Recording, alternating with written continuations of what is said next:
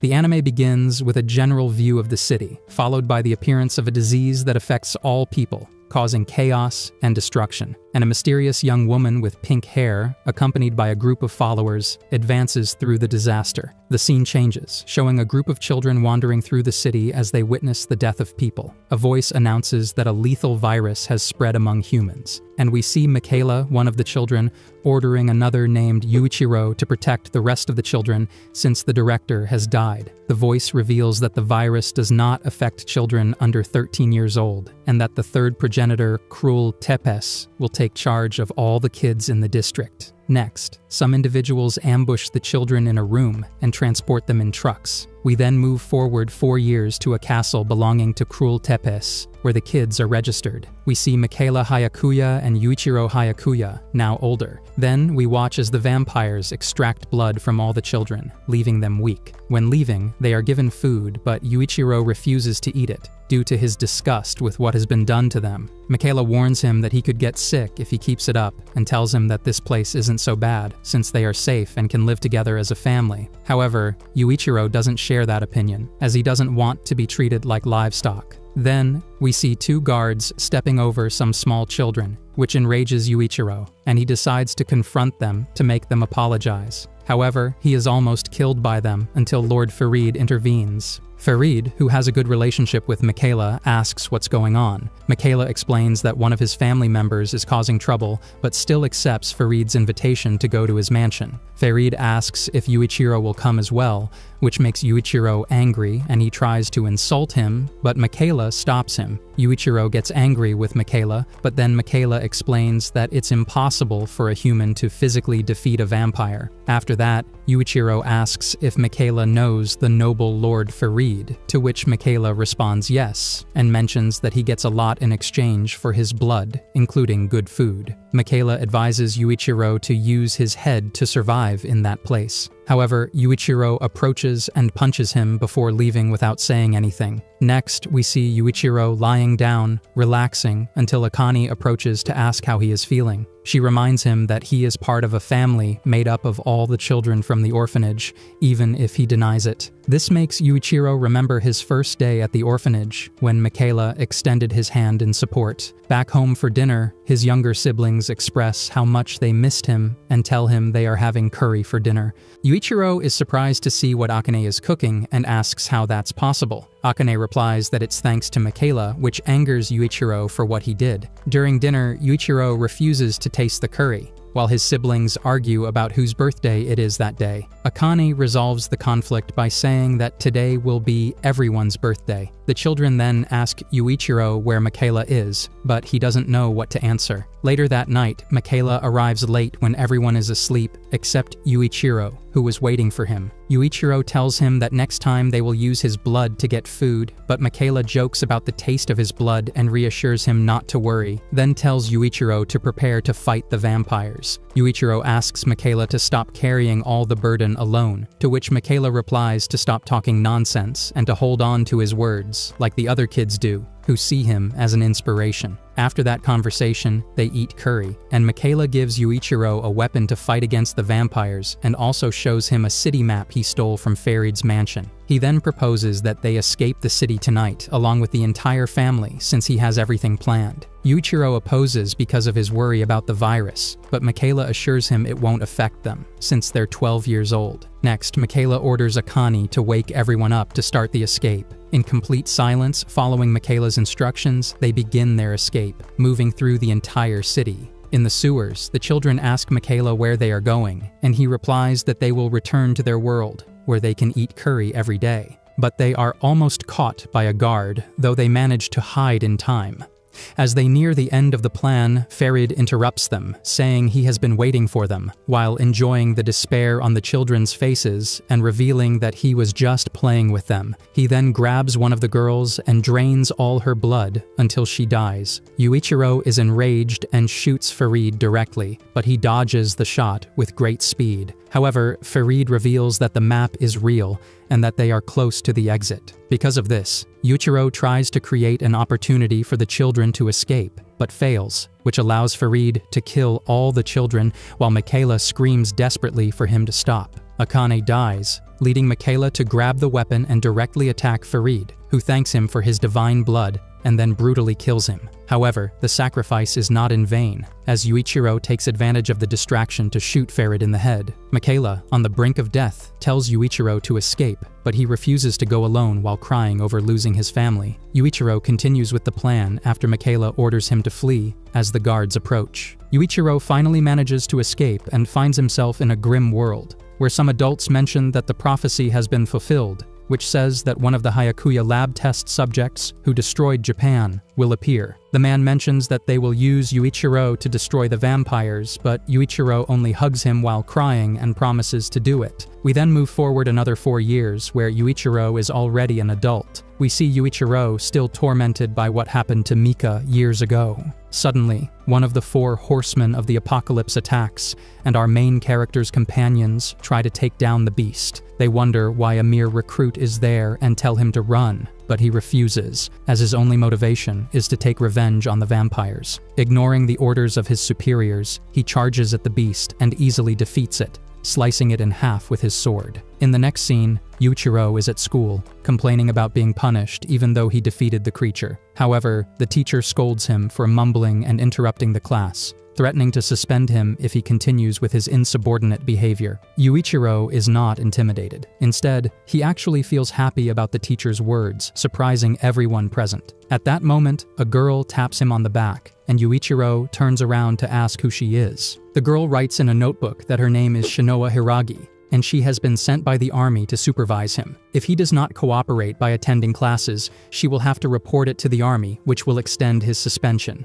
Yuichiro gets angry, which also angers the teacher for being ignored. However, Shinoa points out the importance of cooperating, so he decides to obey the teacher's orders. Shinoa also mentions that if he doesn't make at least one friend, his punishment will not be lifted. Then we move to a memory of our main character, where he believed the human race had been wiped out. However, Guren Ichinose tells him those are just lies spread by the vampires, although it is true that part of humanity has disappeared. He explains that when the trumpets of the apocalypse sounded, strange monsters appeared in the world, but now the resurrection of the human race has begun. The colonel of the Japanese Imperial Demon Army, Guren, tells him that their organization will prevail and control humanity, promising that if he joins them, he can take revenge on all the vampires while handing him a coat. In the present, Yuichiro is angry at Guren, since after all these years, he has done nothing for him. Then Shinoa teases Yuichiro for not wanting to make any new friends, but then shows some compassion for what happened to his family when he was a child, asking why he can't have friends or even a girlfriend. Yuichiro gets enraged and stands up, telling her to send a message to Guren so he can join the vampire extermination unit because he is strong enough.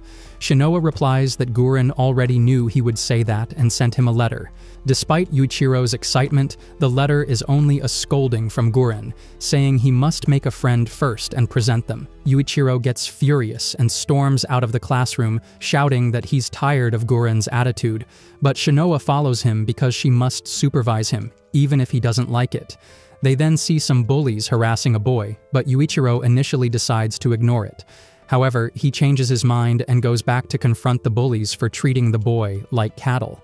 The bullies mock him, saying he'll end up in the same situation as Yoichi, but Yuichiro asks if they want to fight while mocking them back. Shinoa warns him that if he harms a civilian, his punishment will be extended, which results in Yuichiro being hit and mistreated by the bullies. On their way to fulfill the bullies' demands, Yoichi apologizes repeatedly to our main character, but he gets tired of Yoichi's attitude and scolds him for letting himself be bullied by other students. Yoichi defends himself, saying that's not true, and reveals he wanted to ask Yamanaka for a favor to join his group. Yuichiro asks who Yamanaka is, and Yoichi replies that he's the one who just beat him up. He explains that he needs the favor because he failed the Japanese Imperial Demon Army entrance exam, and that Yamanaka was offered a place in the prestigious Moon Demon Company. That's why he wanted Yamanaka to put in a good word for him, so he could retake the exam. Yuichiro is surprised to hear that, as even he couldn't get into that company, which makes him even angrier at Guren. Yoichi admits it's strange that someone like him wants to join the army, but he's doing it to avenge his sister. Yuichiro scolds him, saying that if he had tried to save his sister, he would be dead, so he did the right thing. He then advises him not to join the army, as with his attitude, he has no future killing vampires, which upsets Yoichi. But then a massive explosion occurs, and an alarm announces that a vampire has escaped from a nearby biological lab. Shinoa orders Yuichiro and Yoichi to take shelter, while she informs the Moon Demon Company. But Yuichiro says that's unnecessary, and that he will defeat the vampire himself. All the students run away, but Yuichiro grabs his weapons and prepares to fight. While Yamanaka watches, the battle begins, and Yuichiro manages to cut off the vampire's arm, telling Yamanaka to run. However, Yamanaka says he can't run, admitting that he never really joined the army and only said so to scare people. The vampire counterattacks with her now regenerated arm, giving Yuichiro trouble. But when she is about to regain her powers fully, Yoichi intervenes by throwing himself at her. Our main character thanks him and continues the battle, but due to a distraction, the vampire manages to throw him out of the window, although his sword pierces her in the process. The vampire mocks such a small wound, but at that moment, Gurren appears and defeats her. Gurren mocks Yuichiro for trying to defeat a vampire without a cursed weapon, but thanks him for his effort. Yuichiro then says that he has seen what he can do and wants to be accepted into the company. Gurren refuses, arguing that Yuichiro doesn't know how to work as a team and criticizes him for not having even one friend. At that moment, Yoichi appears and hugs Yuichiro, thanking him for what he did, even though he faints immediately after. Still, it shows that he is his friend, prompting Shinoa to remind Gurren of his promise. While Yuichiro is unconscious, he has a vision of Mika, who tells him to leave behind that life of revenge and take care of his new friend. Finally, Yuichiro wakes up in the infirmary, seeing his new friends happy for him. Shinoa informs him that he is now part of the vampire extermination unit, along with Yoichi, because of his bravery. The next day, Yamanaka and his friends are in a secret room, a place where they could get into serious trouble if discovered by the army. Yamanaka and one of his companions decide to leave, but Yuji stays as a mysterious door opens. Later, a shy classmate gives Yuichiro a thank you letter and confesses that she likes him. Yuichiro is surprised, and when he tries to say something, the girl quickly runs away.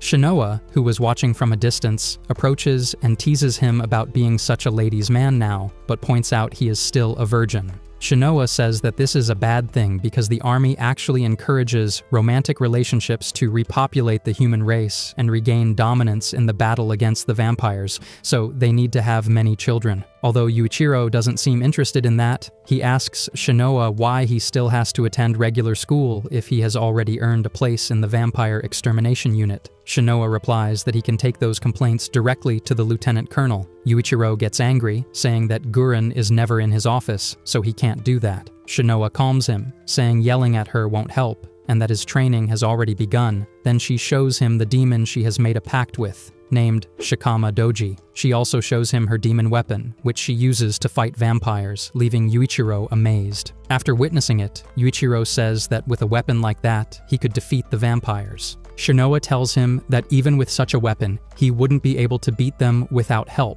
so he needs to learn how to work as a team. Yuichiro interrupts her and challenges her to a duel for her sword so that he can avenge his family, but Shinoa answers that he can't use a demon weapon bound to someone else. Yuichiro then tells her to show what she's capable of, starting a fairly even fight. Shinoa tells him it's foolish to try to fight her demon weapon with a regular sword while launching special attacks with her weapon, easily defeating him. Instead of getting angry, Yuichiro is fascinated by what he sees. Afterward, as they walk through the school hallways, Yuichiro comments that with a weapon like hers, defeating vampires must be easy. Shinoa responds that it's not, since vampires are also armed on the battlefield, and that's why Gurren insists so much on teamwork.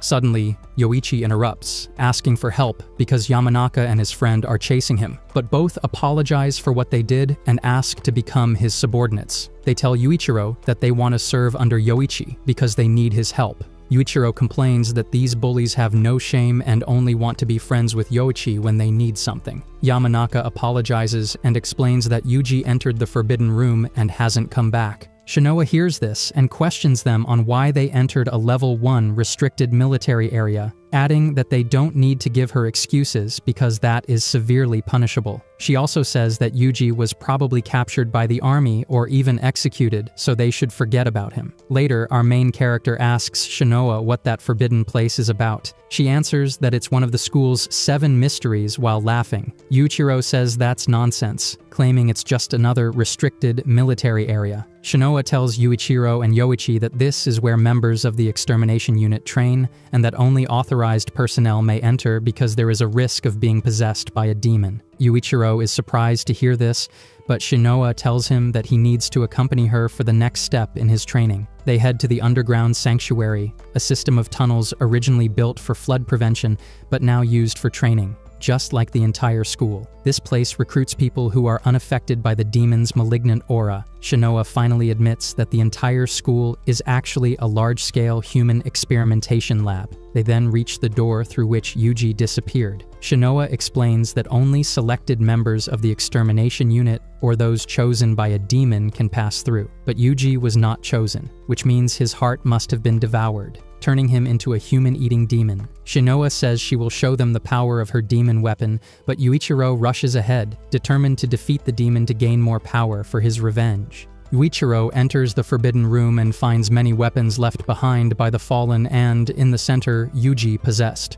Shinoa orders him not to interfere, as the extermination unit will handle it, but Yuichiro is interested in making a pact with the axe demon Yuji wields and jumps into battle, prompting Shinoa to send Yoichi to get reinforcements. Yuichiro begins his battle, but Shinoa stops him to warn that if he touches the axe, he will be possessed by the demon. She also tells him that his heart, full of vengeance, is not ready to defeat it, since demons feed on negative emotions and use them against their host. This is why Gurren hasn't given him a demon weapon yet. However, Yuichiro doesn't care and says he'll prove them wrong and even defeat it without a cursed weapon. Yuichiro launches his attack on the demon, but when he manages to grab its weapon, he is drawn into an illusion where he is a child and sees his entire family inviting him to dinner. Yuichiro feels strange, but is shocked when Mika asks him about his desire to become strong and defeat vampires. Before eating, Yuichiro asks if his family is still alive, and Mika answers no. Meanwhile, everyone blames him for abandoning them when the vampire killed them. The demon, using Mika's image, tells him it will grant him power for revenge if he opens his heart. The demon believes Yuichiro is giving in, but Yuichiro realizes this can't be real because Mika would never ask him to seek revenge, breaking the illusion and threatening the demon. Yuichiro angrily asks how dare it impersonate his family, which forces the demon to reveal its true form. Yuichiro then wakes up, not knowing what just happened. Shinoa explains that he was under a demon's illusion but managed to exorcise it with his own will. Yuichiro asks if he finally got his weapon, but Shinoa tells him not yet. Gurren will be the one to assign it. Yuichiro laughs, saying Gurren now has to acknowledge his strength since he defeated a demon. Shinoa confirms that he must now attend the extermination unit training school. Hearing this, the main character gets very excited and proudly accepts the challenge of learning how to kill vampires. Meanwhile, Farid is alive and having a conversation with Mika, who also survived and has become a vampire. Farid reports that they have found Yuichiro and that the humans are using him. One night, a horseman of the apocalypse suddenly appears, causing destruction and terror among the people. However, Michaela steps in its path with his demon sword and easily defeats it with a single strike. The people are shocked and rejoice at having a protector, but Michaela's comrades mock them, knowing they are only gathering more livestock. During the conversation, they question Michaela for becoming a vampire by drinking the blood of the third progenitor, Cruel Tepes. One of the vampires despises Michaela, calling him just as miserable and greedy as humans. Michaela replies that they can do as they wish, since he is not seeking glory. After this, the vampires announce to the district population that they are now under their control and protection. Michaela saves a young girl who later approaches him to offer her blood as thanks, triggering a memory of Michaela before he lost his humanity when he spoke about his escape plan to Yuichiro and what happened afterward when he escaped. After his escape, guards arrived and cruel Tipes appeared, claiming Mikhaila as her own and asking Farid what had happened. Farid praises Cruel's appearance, but she rejects him, believing he is only interested in political power. The queen questions Farid for allowing the Seraphs to escape and leaving one on the brink of death. Farid denies everything and threatens to speak to the council about his research into the Seraph curse,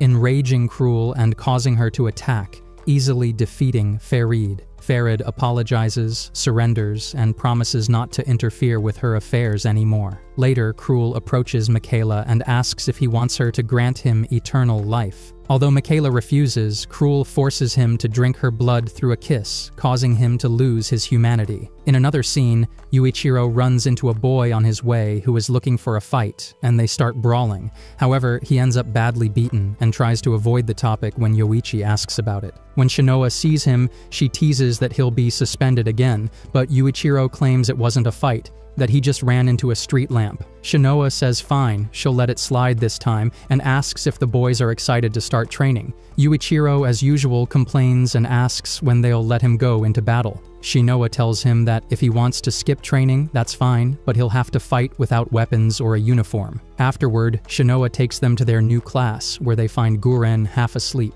The lieutenant colonel introduces them as transfer students and forces them to introduce themselves. Yuichiro starts his introduction by saying he's not there to make friends and has no intention of getting along with anyone, ending by saying everyone is wasting their time because the most powerful weapon will belong to him. Guren scolds him and sends him to his seat in class. When he gets there, he finds that his seat is taken by the boy he fought with earlier. Guren is confused about Kimizuki being there since he was assigned to the regular school under Shinoa's supervision. When questioned about the results, Shinoa simply replies that the results are right in front of him. Meanwhile, Yuichiro and Shiho start fighting to see who is stronger, forcing Guren to end the situation by punching them both, knocking them out completely.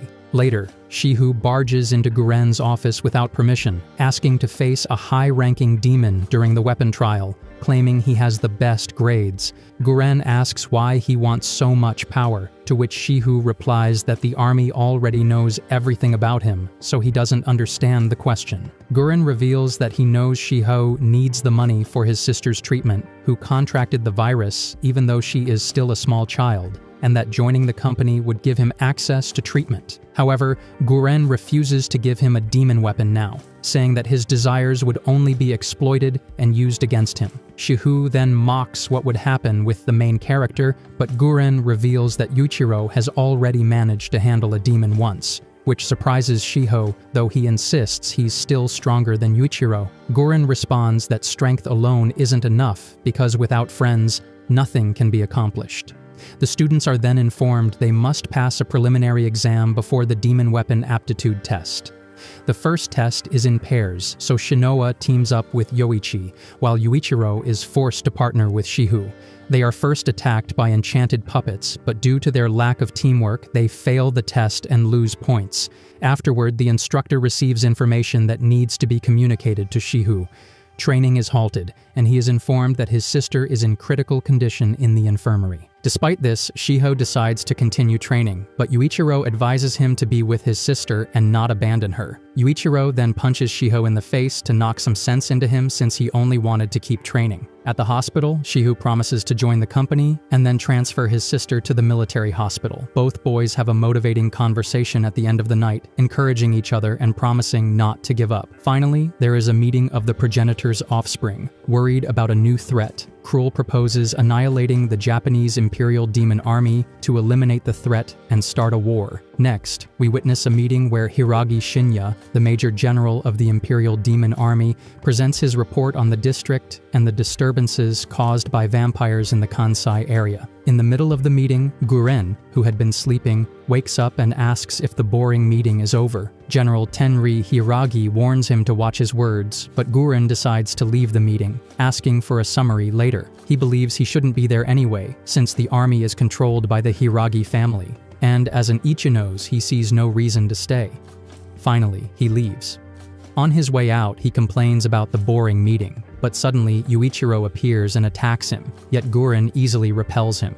He mocks him, saying he's as predictable as ever and wants to have some fun fighting him. Yuichiro, furious, questions why he disappeared for 10 days without giving him his demon sword. Gorin decides to give him a quick answer to avoid drawing the Hiragi family's attention. So, he proposes signing a contract with a demon to then send him to the battlefield, but also warns him that if he dies, he won't take any responsibility. Yuichiro can't believe what he's hearing, but accepts excitedly. Before leaving, Gorin hits him on the head and warns him not to try kicking him in the face again. Later, Yuichiro meets Shinoa, who asks what happened to his head and if he skipped class to go fight. He replies no, but she already knows the truth and says Gorin doesn't know how to control his strength. Still, she congratulates him because he finally got permission to make a contract with a demon. That night, Mikhaila is with Farid, who tells him that the time may have come to meet Yuichiro again, but Mika ignores him and walks away. He roams the city,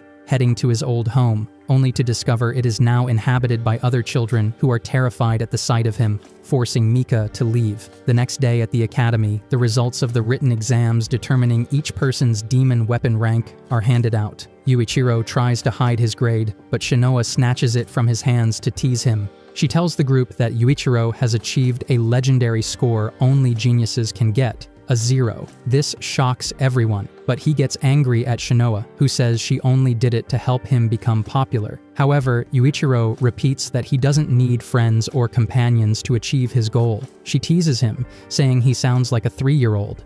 Then Yoichi cuts in, saying maybe Japanese just isn't his thing. Afterward, Shihu mocks Yuichiro, but he questions him back, asking to see his grades. Shihu shows he got a perfect score and even wrote in 3 different languages. This leads to a fight, but Yoichi and instructor Sayuri try to break it up. Gorin arrives and calls out Yuichiro, who questions him about his promise to give him a demon weapon. Shiho interrupts by punching him and asking the lieutenant colonel to explain why he had been gone for so many days. Gorin mocks the young ones for thinking they're ready for demon weapons, but the boys start arguing again and hit each other. Meanwhile, Gorin asks Sayuri for her opinion on whether they're ready to resist the temptation of demons. She responds she's not entirely sure, but says both are stronger than she was at their age and that Yoichi is surprisingly the one with the highest resistance to demons. Gorin then attacks them to see if they're truly ready, saying if anyone dies, it's their fault for not training enough. Many are affected by Gorin's attack, including Shiho,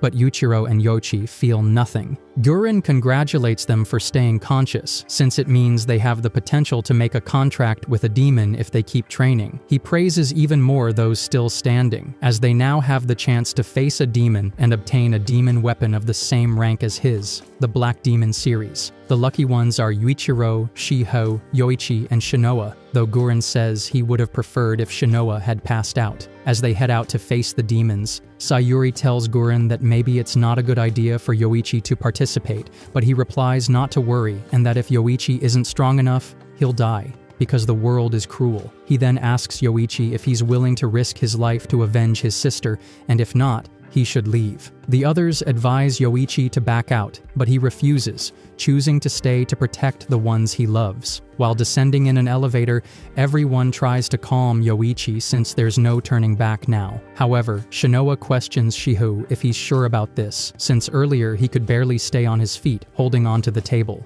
Goren then scolds Yuichiro for being too confident, warning him this demon is nothing like the one he defeated before. Finally, they arrive at the place where the weapons that house the most powerful demons are located. Yuichiro asks what they need to do, and Goren tells them to choose whichever weapon they like most and step into the ritual circle. As soon as they touch the weapon, the ritual will begin. If they defeat the demon, its power will be theirs. But if they lose, they will either turn into demons or die. Either way, they die. The first to start is Yuichiro, who steps forward with determination and demands the demon give him its power. We now find ourselves in Yoichi's memory, where he remembers that the vampire who killed his sister is named Lacus.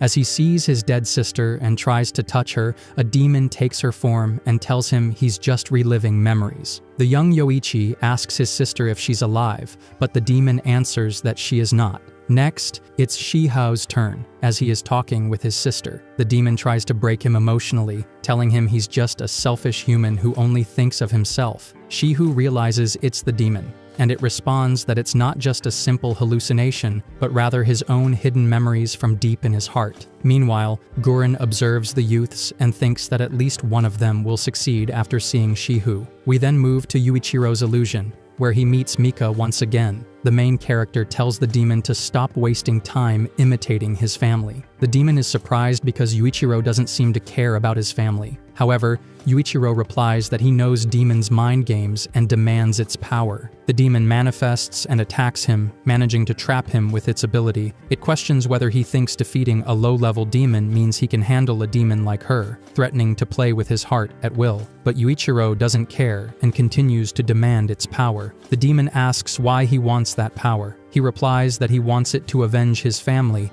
and the demon agrees to grant him infinite power, but warns it won't be enough. While taking Akane's form, it tells him he must give his life to vengeance and tries to make him feel guilty for abandoning his family. It also tells him to renounce love and never replace his old family with new friends, forgetting about them entirely. Yuichiro yells at the demon to shut up, and when it doesn't, he furiously demands its power to protect those he cares about. Finally, the demon accepts him, but only as long as his heart remains strong. If he ever hesitates, the demon will take control of his body, then introduce itself as Asuramaru. Before leaving, it reveals that Yuichiro isn't completely human. At least a tenth of him is not, although the main character doesn't understand what that means. Asuramaru reveals its true form and seals the deal. After waking up, Yuichiro is mocked by Shiho for taking so long. Yuichiro asks about Yoichi, but they tell him he hasn't woken up yet.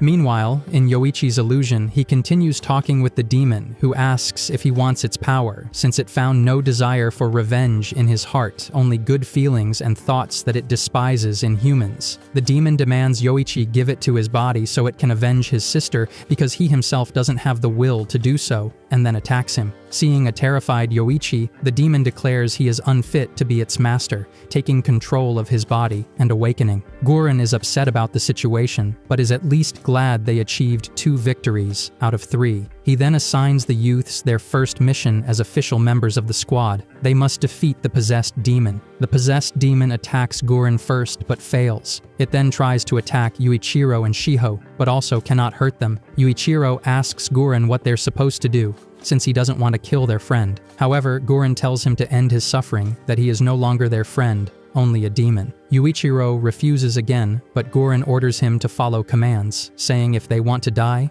he won't stop them. He tells them that if they have any pride as soldiers, they must kill the demon. The boys decide to fight the demon and manage to disarm it, so they lower their guard. Before Guren can warn them, the demon attacks Yuichiro, but Shiho takes the chance to strike it down, though he stops short of killing Yoichi. The demon mocks them for not being able to kill, while they keep trying to get Yoichi to fight back against it. Shinoa urges Guren to intervene, since the boys aren't prepared to kill their friend. Guren realizes Shinoa has feelings for all of them and orders her to step in to spare them the guilt, but she can't do it. Yuichiro keeps trying to get Yoichi to fight, but it's useless. Before the demon can strike, Yuichiro gives up and tells it to kill him instead, because he won't kill a friend. But before it can attack, Guren scolds Yoichi to protect his family and stop hiding. This finally awakens Yoichi after an internal struggle, and the first thing he does is run to hug Yuichiro. Suddenly, Guren kicks Yuichiro hard for taking so long, sending him to the ground. Shinoa questions if Guren knew this would happen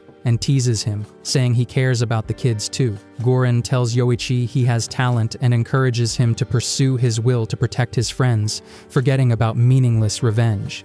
Yuichiro must do the same, forgetting about his old family, and now must risk his life for his new family because there's nothing in the past for him anymore. Finally, Guren informs them they'll be deployed to the battlefield in Kansai, as vampires are planning to conquer Shinjuku. We then move to a plane full of vampires, including Mika, heading toward Shinjuku City. At night, Yuichiro sleeps, but he is tormented by a dream in which Mika blames him for abandoning him. He wakes up and feels excited for the day he has long awaited. It's finally time to kill vampires. Next, he rides the subway with Shinoa, who will be accompanying him that day. During the ride, she gives him the day's orders, but all he cares about is beginning his revenge. Shinoa tries to explain that they first need to strengthen the defenses, but he complains about having to do that first in Shinjuku. The youths arrive at a guarded gate that will take them outside the city walls. Upon arrival, the guards are surprised to see children as part of the special unit. As they cross the gate, they hear someone complaining to Guren about not wanting to be assigned a group of rookies. They decide to see who it is, but along the way, they run into Yoichi and Shihu, who have been there since early morning. They then overhear the real reason for the girl's complaint to Guren. She wanted to be the leader because of her experience, but that role will belong to Shinoa Hiragi. When Shinoa sees the girl, she greets her as Mitsuba, who is visibly angry at her. Mitsuba charges at Shinoa to start a fight, but Guren interrupts them and threatens to send them to the dungeon if they keep acting that way. Guren then tells the group he will take another route to Shinjuku, but before leaving, he introduces their new teammate, Mitsuba Sangu. He explains that company squads must have 5 members,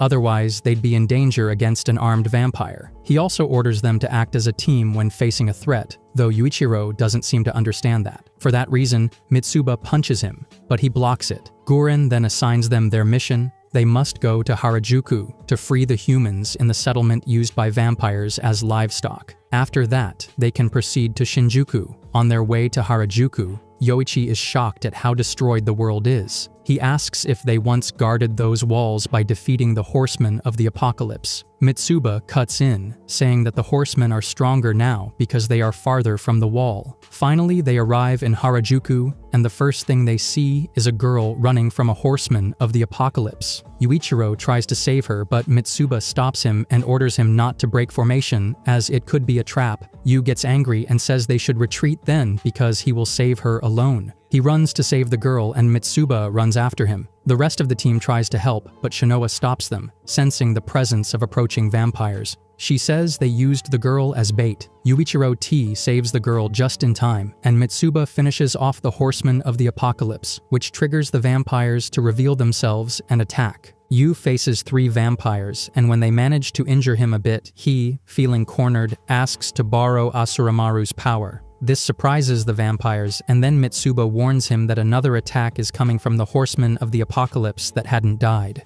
Shihu protects him, then Yoichi protects Shihu, and finally Mitsuba kills the creature. We see the vampires deciding to retreat and call for reinforcements, because these kids are part of the vampire extermination force. But Yuichiro surprises them with an attack. Still, Mitsuba orders the team to withdraw. Before they can leave, the vampires mockingly say they won't let their livestock go. This enrages Yu, who is about to attack, but Shinoa orders them to retreat because they're in enemy territory. That night, Mitsuba punches and scolds Yuichiro for endangering the entire team with his reckless actions. Yu admits his mistake but says he has no regrets. If it makes her feel better, she can hit him as much as she wants. She tells him she hates people like him because they lead their teams to ruin. Afterward, they hand the girl over to the army so she will be safe. Finally, Shinoa tells Yu that Mitsuba is like that, but he should treat her kindly because she has a painful past. Then we see the girls taking a bath, with Mitsuba complaining about Yu while Shinoa teases her, saying they will end up falling for each other. Shinoa also asks if Mitsuba hates Yu because he reminds her of how she used to be. Mitsuba remembers when one of her teammates died because she broke formation. Though Shinoa tries to free her from her guilt, she remains angry. Later, the rescued girl tells them the vampires are at Omotesando Station, so the next day they head there to rescue the humans. On the way, Mitsuba says not to worry about the civilians, and that if the vampires are armed, they must flee. Yu doesn't like this because he wants to kill vampires. When they reach the station gates, Shinoa tells them she hopes they can complete the mission without any casualties, so they must not act recklessly. Leader Shinoa begins explaining the plan. Inside the station, there are 7 vampires who, hopefully, will be asleep. However, they must stay together, protect each other, and not break formation. When entering, they encounter humans dressed as livestock, triggering memories of Yuichiro's past. Mitsuba takes the lead and tells them they need to head to floor S3, where the vampires are located. As they walk, Shihu finds it strange that the humans don't try to escape when there are no vampires around. Mitsuba explains they stay there for protection because the outside is crawling with monsters. At that moment, the first vampire appears. Mitsuba orders them to ready their weapons, but Yuichiro rushes forward, attacks the vampire, pierces him with his sword, and defeats him. Mitsuba scolds Yu, but he argues that it wasn't reckless because he waited for all the orders and took the opportunity to attack an unarmed enemy. Plus, he saved Mitsuba from a surprise attack from behind. Yuichiro gets excited about fighting vampires and charges at them as his enemy mocks him. However, he defeats him in a single strike before he can even finish speaking. Mitsuba is surprised by Yu's strength, and Shihu comments that he is still weaker than him. That's why Yu suggests they fight one-on-one right then, but Mitsuba orders them to stop fooling around. They continue through the station but are ambushed by their enemies, since there are more than 5 remaining vampires. Mitsuba is the first to be captured and realizes they used the girl as bait to give them false information. She orders her teammates to retreat, but Yuichiro refuses to leave her behind and tries to rescue her. As he moves toward her, the rest of the team fights the vampires. Yu reaches Mitsuba and saves her, cutting the vampire holding her hostage in half. Then Yu tells the vampires that if they thought humans were disgusting, they should wait and see how humans willing to do anything to protect their loved ones can defeat them. In the center of the battle formation, surrounded by vampires, the kids agree they can defeat them all. However, they wait for Mitsuba's order to attack. Eventually, they manage to rescue everyone, and at the rescue camp, the girl approaches Yu to apologize for what she did earlier, crying as she does so. Yu reassures her, telling her she just wanted to protect her family and friends and that she did the right thing. As Mitsuba observes this scene, Shinoa teases her, implying she has fallen for Yu after being rescued. Mitsuba responds that she doesn't understand why Yu acts that way. Shinoa tells her it's because Yu was once a prisoner as a child. Mitsuba then approaches Yu to confront him about his past, but he tells her not to pry into it. Even so, she tells him that, from her perspective, he did nothing wrong. Yu, visibly sad, says maybe so, but he left his family behind to save himself, and that will never change. Before leaving, Mitsuba tries to thank Yu for what he did but can't manage to, and storms off in frustration. From above, a woman watches them all. The next day, Yu is excited to see that Shihu knows how to start an abandoned car, so he asks to drive it for a bit. Shihu tells him he doesn't know how to drive, but Yu insists it will only be for a short time. However, Shihu refuses, saying he will teach him later. Then the kids gather for lunch as Shihu tells them he managed to start the car. But Yu ignores what Shihu is saying and steals the car, nearly running him over after crashing it. Yu tells Shiho to get in the car and claims he'll drive them to Shinjuku, infuriating Shiho. While the others watch from afar, Shinoa tells them to get into the Shinua Mobile to head toward Shinjuku. Although everyone wanted to drive, after some teasing about Shinoa's height, Shihu ended up driving. As they move forward, they hear noises and assume they are horsemen of the apocalypse, so they shouldn't worry. However, Mitsuba informs them that the noises are coming from the city, and Shinoa orders them to stay alert. When they turn a corner, they arrive at Shinjuku's walls and see the city is destroyed. Right in front of them, they see a noble approaching, and Yu orders them not to stop the car, but to run him over. However, the vampire stops the car with one hand and draws his sword to defend against their attacks. Shinoa worries about his power and warns the kids to be careful because he wields a high-ranking weapon. At that moment, the vampire seizes the chance to attack Shinoa, but Yu saves her just in time. Shinoa thinks that, to defeat him, they'll need Yu and Shihu to face him one-on-one while the others provide support. However, 2 more vampires appear as backup, so Yu suggests retreating. Shinoa tells him that's not possible, so they must use all their demonic power to fight, even if it might kill them. Yu smiles and promises he won't let anyone die. After all, that's why he has Asuramaru's power. Then one of the support vampires asks Lord Crowley what he's doing there, and he is informed that Farid is requesting him at the front lines. So, to avoid keeping him waiting, Crowley tells the kids he will let them go. Shinoa sighs in relief when he leaves, but Yu is filled with rage at the vast difference in power between them. Shinoa tells him that if he learns some spells, that gap will narrow. Yu demands she teach him, but she refuses because it would mean only he would be fighting vampires head-on while the others would die. Instead, she urges them to work as a team, though she's glad Yu at least suggested a retreat. We then move to Shinjuku's defenses, where the army struggles to hold off helicopters full of vampires. Managing to shoot down a few helicopters, they receive orders to hold out for the 4th wave, and to resist as long as possible. Otherwise, Shinjuku will fall. But then they see a plane heading straight toward them, not knowing it's loaded with explosives. This allows the vampires to breach the city walls. We then see the kids arriving in the city, witnessing all the chaos inside since the west wall has fallen. Suddenly, 2 helicopters appear and attack their position with missiles, but but they manage to take cover in time. When Yoichi sees that the helicopters are shot down with arrows, he asks if the rest of the army also carries cursed weapons. The girls explain that those are rune weapons, similar to cursed weapons, but simplified. Then Yu notices another helicopter heading straight toward them to attack again. But once more they manage to take cover. From that same helicopter, hundreds of vampires descend, so they join the army to fight back. After a fierce battle in which the kids work as a team, they manage to defeat all the vampires. Corporal Nagai thanks them for their help and is relieved to learn that they are part of the Moon Demon Company. As the kids observe the situation and conclude it's worse than reported, the corporal informs them that vampires have breached the West Wall, so he needs their help to fight them back. Yu responds that that's exactly why they came, and the corporal begins transporting them to the Western Combat Zone. From the top of a building, Gurren sees that things aren't going well, and wants to know who is in command, managing to spot Michaela alongside Farid, who detects him from far away. But Sayuri tells him to stop wasting time, to which Gurren replies he's doing it to secure observation points, since the vampires will likely send someone to do the same. At that moment, a vampire tries to attack Sayuri from behind, but Mito arrives just in time and kills the vampire, followed by the arrival of Gurren's entire squad. Gurren asks Shigure how Yu and the others are doing. She informs him they've already arrived in the city.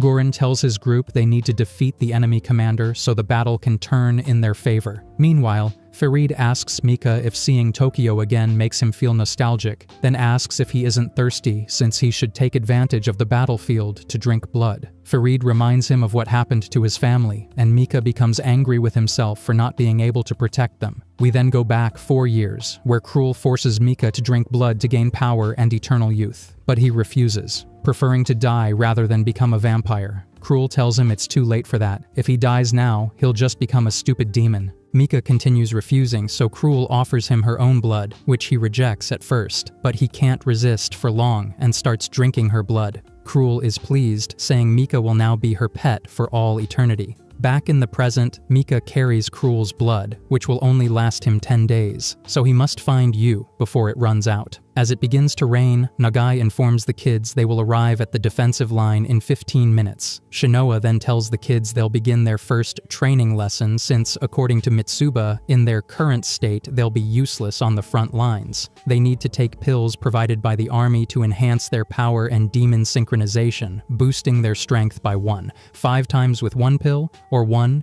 8 times with 2. Yu gets excited thinking that if he takes many, he'll become super strong, but Shinoa warns that taking more than 3 will liquefy his internal organs. The girls add that the effect only lasts 15 minutes and takes 10 seconds to kick in, leaving them vulnerable afterward. Yu asks if that means he'll be able to use the full power of his cursed weapon, but Shinoa answers no, that requires studying and practice. But there's no time for that now. Before they arrive at their destination, they are attacked, and Yu sees the corporal injured, so he rushes to save him. The kids work together to perform the rescue, but even so, the helicopter fires missiles that cause Yu, Shinoa, and the corporal to fall into a subway tunnel. As they come up with a plan to help the corporal, they hear Shiho's voice from the other side of the rubble, telling them that they also fell into the tunnel. However, they have a way out. Yu orders them to head for the exit while he and Shinoa search for their own. On the surface, Gurren prepares to face Mika. Farid approaches Mika, lamenting the casualties caused by Gurren's attack. He comments that humans are using their best fighters, pointing out that Gurren belongs to the vampire-killing force, the Moon Demon Company. He orders his subordinates to attack the army led by Gurren. Meanwhile, Gurren unleashes the power of his Mahiru no Yo sword and tells his troops to have enjoyed their last meal, motivating them by saying that if they win this battle, they will win the war. We then see a flashback of Yu, where he and Mika are reading together. Mika asks what Yu would do if they could escape the city,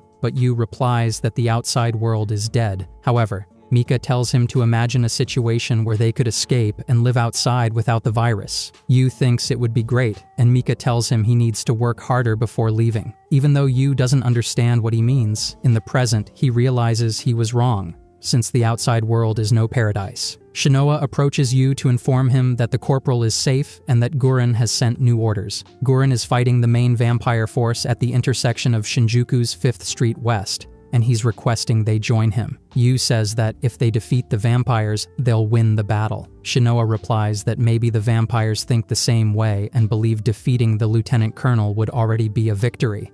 Therefore, she suggests hurrying to regroup with the others at the defensive lines.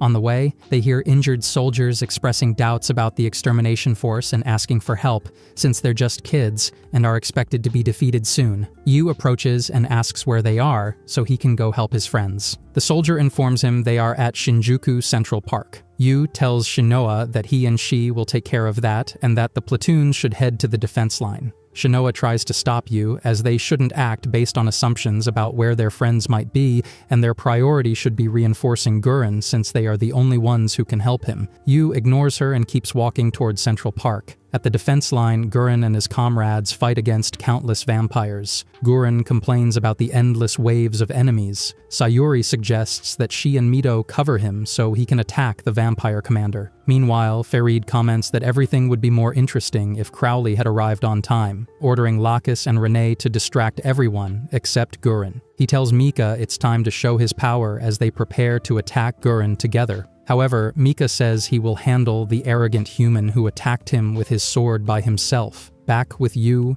we see Shinoa decides to accompany him, and he thanks her. When they arrive at Central Park, they see their comrades defeating vampires, but they're already exhausted. Shihu, after saving Yoichi, comments he didn't think fighting without Yu and Shinoa would be so difficult. While they're still fighting, a vampire attacks Shiho from behind, but Yu arrives just in time to save him. Yu asks where the remaining enemies are, but is disappointed to hear he just killed the last one. Shihu approaches Yu and scolds him for not following the plan to regroup at the defensive lines, telling him he needs to trust him and his comrades more. Yu apologizes, but says that if they faced the same situation tomorrow, he would come again. Because it's not just about trust, it's about doing what needs to be done every time. This causes his comrades to tease him for being so stubborn. Finally, the whole group heads toward the defensive lines. In the battle, the situation remains balanced while Gurren fights Mika. Both are very strong and can't gain an advantage over the other. Gurren tries to place an explosive on Mika's forehead,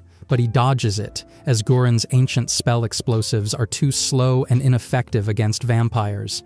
Farid appears to praise Mika and warns him to stop being so arrogant, or he'll die, offering his help. But Mika refuses, claiming he won't lose. However, Mika doesn't notice he's standing over a trap prepared by Shigure. Gurren then orders his team to begin a coordinated attack. Shigure and Goshi strike, but their attacks miss. When Gurren is about to kill Mika, Farid saves him at the last moment, telling him he now owes him one. Gurren is thrown back by Farid's strike and complains about his overwhelming power. Farid suggests teaming up with Mika, but Mika refuses, saying he now knows his enemy's moves. Mika readies his sword and prepares to attack, so Gurren decides to take a second power pill, despite his companions warning him it could kill him. Gurren asks Mika, as a gentleman, to give him 20 seconds to take the medicine. However, Mika attacks him directly and warns that he will stop holding back, threatening to kill him. But they aren't fast enough and Mika stabs Gurren with his sword. This enrages Yu, who can't see the face of the one who injured Gurren, and he stabs Mika, shocking both Mika and Yuichiro as they finally come face to face. None of the kids can believe what's happening. Gurren yells at Yu to activate his sword and finish Mika off. When Yu doesn't do it, Gurren gets up and tries to do it himself, but fails. Wounded, Gurren uses what little strength he has left to punch Yu for not acting. Yu still doesn't understand what's going on and is in shock. Gurren warns him not to let his guard down, while the others ask why he didn't kill the enemy. Yu confesses that it was Mika, someone from his family, and proceeds to confirm whether he's really his brother. The kids are emotional at their reunion. Even though they are on opposite sides, Farid mocks them, teasing Mika, who finally got the reunion he longed for, and asks him what he's going to do now. Under Farid's influence, Mika says he will save Yu from the greedy humans using him. However, Farid says that if Yu remains human, they can't coexist, and suggests Krul should also turn him. Mika strongly opposes and threatens to kill Farid if he gets near Yu. Farid accepts, but offers to help by distracting the rest of the humans. Meanwhile, Mika looks at Yu, lamenting that his human friends are only using him for their own benefit because of his goodwill. Finally, Farid orders the battle to begin, telling them to kill everyone except Yu. At that moment, Crowley joins the fight. Farid then proposes not killing them, but capturing them as livestock for feeding, in an operation called domestication. Seeing another noble has arrived, Guren orders all troops to retreat. However, Yu refuses to leave and abandon his family there. Guren asks if he wants everyone to stay and die. Yu understands, and they begin the retreat, planning to keep their formation until they reach the second defensive line. But Farid intercepts them, causing Yu to go into a rage and attack uncontrollably. Guren tries to save him but gets injured again. Mido tries to escape to help Guren but is stopped by a vampire. Mido suggests killing everyone, but Goshi says it won't be that easy. While the kids keep fighting vampires, Yoichi spots his sister's killer. Crowley happily interrupts, promising not to let them escape. Farid is about to defeat Guren, but Yu runs to his aid. Farid dodges and positions himself behind Yu, threatening to taste his blood, only to have his arm cut off by Mika. Mika suggests to Yu that they leave everyone behind and run away together, but Yu refuses and scolds him for being with Farid. Mika picks Yu up and carries him away, infuriating Yu. When Yu breaks free from his arms, he confronts him about why he says humans are using him. Yu then realizes Mika is no longer human and blames himself, but Mika tells him it's not his fault and begs him to go with him. Yu refuses because he doesn't want to abandon his friends and then sees Shinoa about to be defeated. Yu wants to help her, but Mika stops him, saying those people don't matter anymore. But Yu keeps watching his friends getting bitten by vampires, which drives him into despair. Even as his friends beg him to escape, Yu enters a trance where he encounters Asuramaru. He asks if Asuramaru is trying to take control of his body, but she says she isn't doing anything and is simply scared of him. She tells him to follow Mika's advice because the humans did something to him. Then, from the sky, trumpets sound and angels appear, signifying that Yu has lost his humanity and unleashed the monster within. A massive amount of demonic power bursts out from Yu, giving him immense strength. Every strike he lands causes bloodshed and destroys everything around. With this power, he is on par with Crowley and even corners him, while Mika tries to stop him. Crowley turns to Farid, who questions Guren about the new power and sarcastically confirms it's an experiment. Yu then goes to kill Shinoa, as he has no control over his body. Guren tells Shinoa to find a way to bring him back. Just as Yu is about to kill Shinoa, Mika steps in and takes the sword strike instead, but Yu doesn't seem to react and continues his mission to kill everyone. Meanwhile, Guren orders Shinoa to do something or they will all die, so Shinoa throws herself on Yu and hugs him, begging him to stop. Suddenly, Yu seems to regain consciousness and finally faints. Guren laughs at Farid, saying that was his trump card, but Farid replies it's a shame it didn't accomplish anything. Guren answers that they just needed to buy time for Shinya Hiragi to position himself, and for the entire Hiragi army to arrive so they could take control of the situation. We now see Shinoa descending some stairs, remembering how, at the end of the battle, she wanted to ask Guren about what had happened. However, he told her he wasn't interested in what she wanted to ask, and that she shouldn't try to dig into anything. Shinoa finally arrives at a restricted area, stating that she is a member of the vampire extermination forces of the army. Even so, the guard denies her entry because only those ranked higher than commander are allowed in. Shinoa asks what this place is, and while one guard was about to say it's a secret, the other reveals it is a laboratory for experimenting on vampires to find their weaknesses. Shinoa insists on entering, and when they still won't allow her, she shows her family's identification symbol, which grants her access. Crossing the door, she finds a high-tech laboratory and realizes that Guren is running it, someone she hasn't seen for 5 days. She confronts him, asking if he thinks what he did to Yu was right, since Yu still hasn't woken up. She also questions his plans for Yu, given that he gave him different pills based on his recommendations. Shinoa believes those pills made Yu lose control, but Guren begins asking existential questions about what humanity must do to survive, and wonders what would have happened if his sister, Mahiru Hiragi, hadn't invented the demon weapons. Finally, Guren tells her not to come to him with her idealistic complaints and mocks her for being in love with Yu, telling her to go home because he isn't a love counselor. Before she leaves, Gurren informs her the effect of the pills will wear off in 5 days, so she should stop by to visit Yu. That's why Shinoa visits Yu in the infirmary, waiting for him to wake up, while also questioning if she's truly in love. We then move to a memory of Mika, who still wants to rescue Yu. However, Farid stops him, saying it's impossible because the humans have him trapped in lies. Farid keeps questioning Mika about what he really is, since he hates both humans and vampires. Mika tries to hit Farid again, but Farid blocks him, telling him he's had enough fun, and the two end up fleeing. Next, we see Mika emerging from a detox capsule, thinking it's the first time he has cried since becoming a vampire. Meanwhile, in the locker room, other vampires complain that even though they fought humans, those humans put up a tough fight. Mika ignores them, but overhears that the High Council is worried because humans are conducting forbidden research that could destroy the world. They mention the Seraph of the End experiment, which they apparently were supposed to retrieve from Shinjuku. They then ask Mika if he knows anything about it, since he knew him before, referring to Yu. They also ask what Mika considers himself, and when he refuses to answer, they threaten to make him talk another way. Mika turns around and says he's just an ugly vampire, leaving the others confused. Mika is then told to report to Cruel. At night, Yu finally wakes up and sees Yoichi sleeping beside him.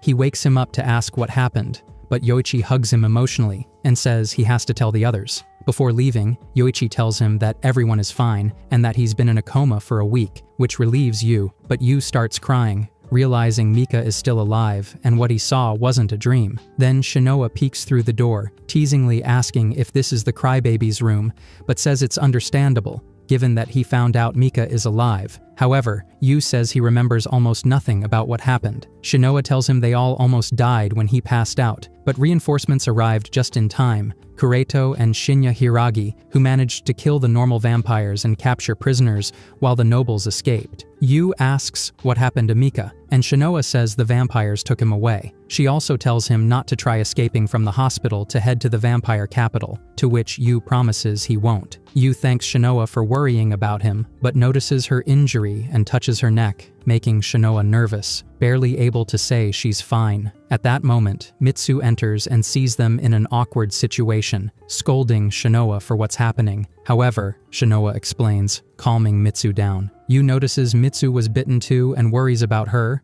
which makes her nervous as well. Shiho and Yoichi also arrive, and Shiho scolds Mitsu for yelling in the hospital. Finally, Yuichiro apologizes for worrying everyone and thanks them for being his friends. But the kids start teasing him, not believing what they're hearing, and tell him they're sorry for not being able to rescue Mika right away since they were ordered to rest. But the main character says it's okay and not necessary right now. As they talk, we see what each key player in this war is doing. In the end, our main character looks out the window, thankful for his luck and promising to save Mika. Meanwhile, Mika in the vampire capital promises to save Yu as well. Finally, we see Farid showing his contempt for both humans and vampires alike as he hands over his research to someone mysterious. A new day begins. We see Shinoa fighting against Gurren, using her demonic power to the fullest. She manages to dodge his attacks and position herself behind him.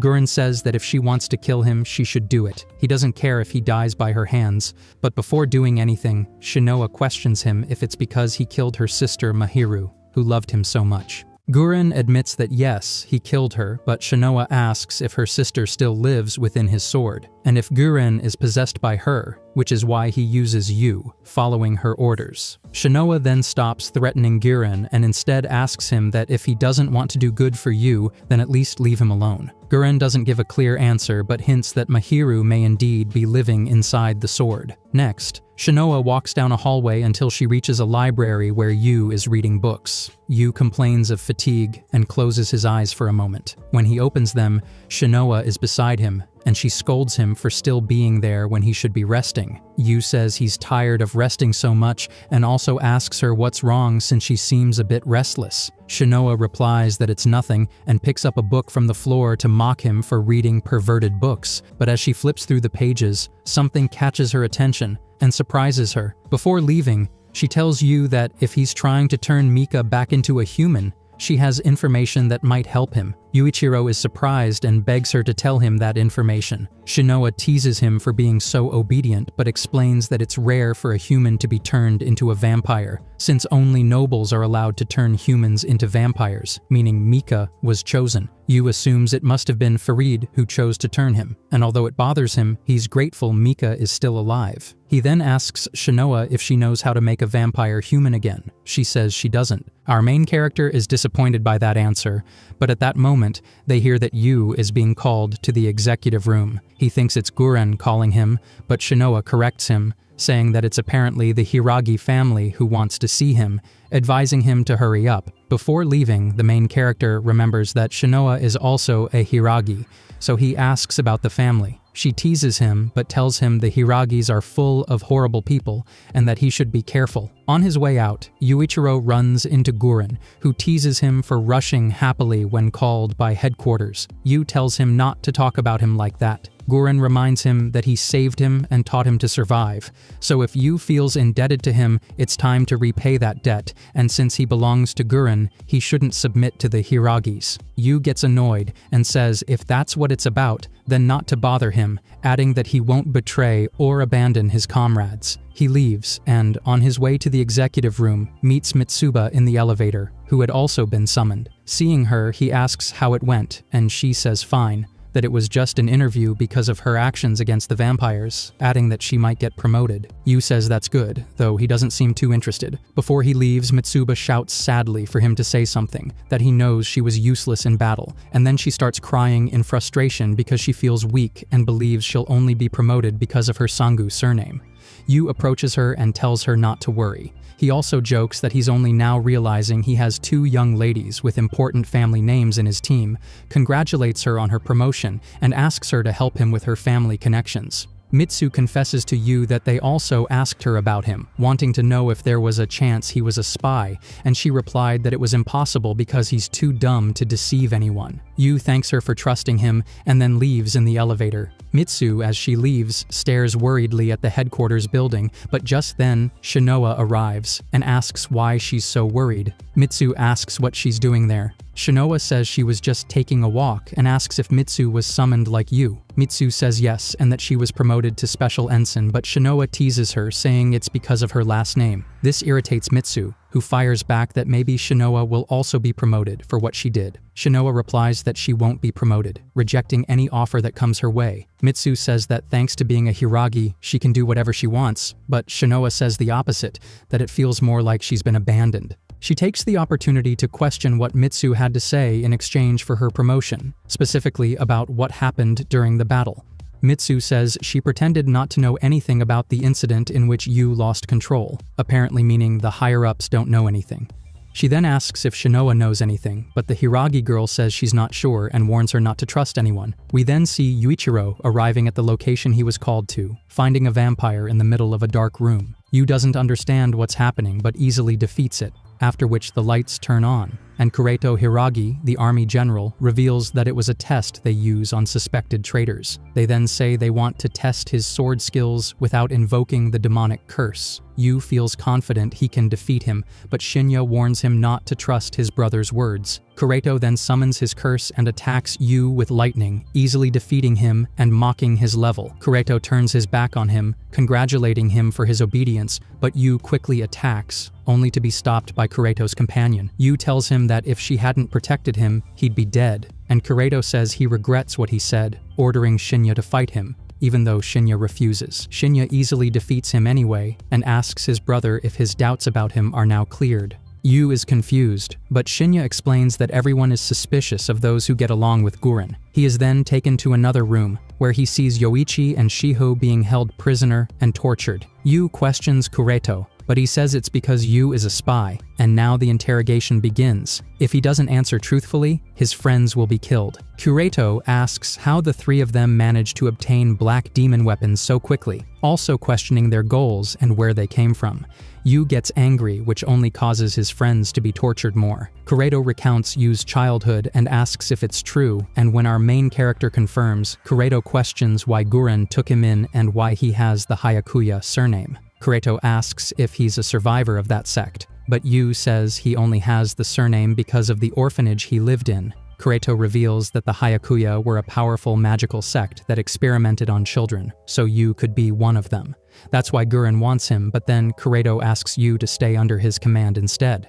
Yu asks him to release his friends and remarks that Gurren doesn't do these kinds of things, so he won't be like him. Finally, Yu leaves with his friends, where Mitsu and Shinoa are waiting outside, worried. Yu then spots Gurren and questions him about all the information Kureto gave about the experiments. Gurren confirms it and confesses that he doesn't save anyone he can't use. Yu thanks him for saving him and asks if Mika would also be useful. If so, then to help him save him. Gurren replies that the entire team is family, so they will save his family. In the next scene, we see Mika in bad shape from not drinking blood, so Farid offers him a child. Mika manages to resist, which surprises Farid, who then invites him to participate in the Council of Ancestors the next day. At night, Yuichiro's team gathers to teach him how to properly use his demon gear. Mitsu and Shinoa try to make sure Yuichiro and Shiho use their weapons correctly, but they warn them not to both fail at the same time, because if their demons go berserk, the two of them won't be able to do anything, and that's why they're outside the wall. Then Yoichi warns the group that 5 horsemen of the apocalypse are heading toward their position, but Yoichi shows his strength by defeating all 5 horsemen at once, surprising the entire team.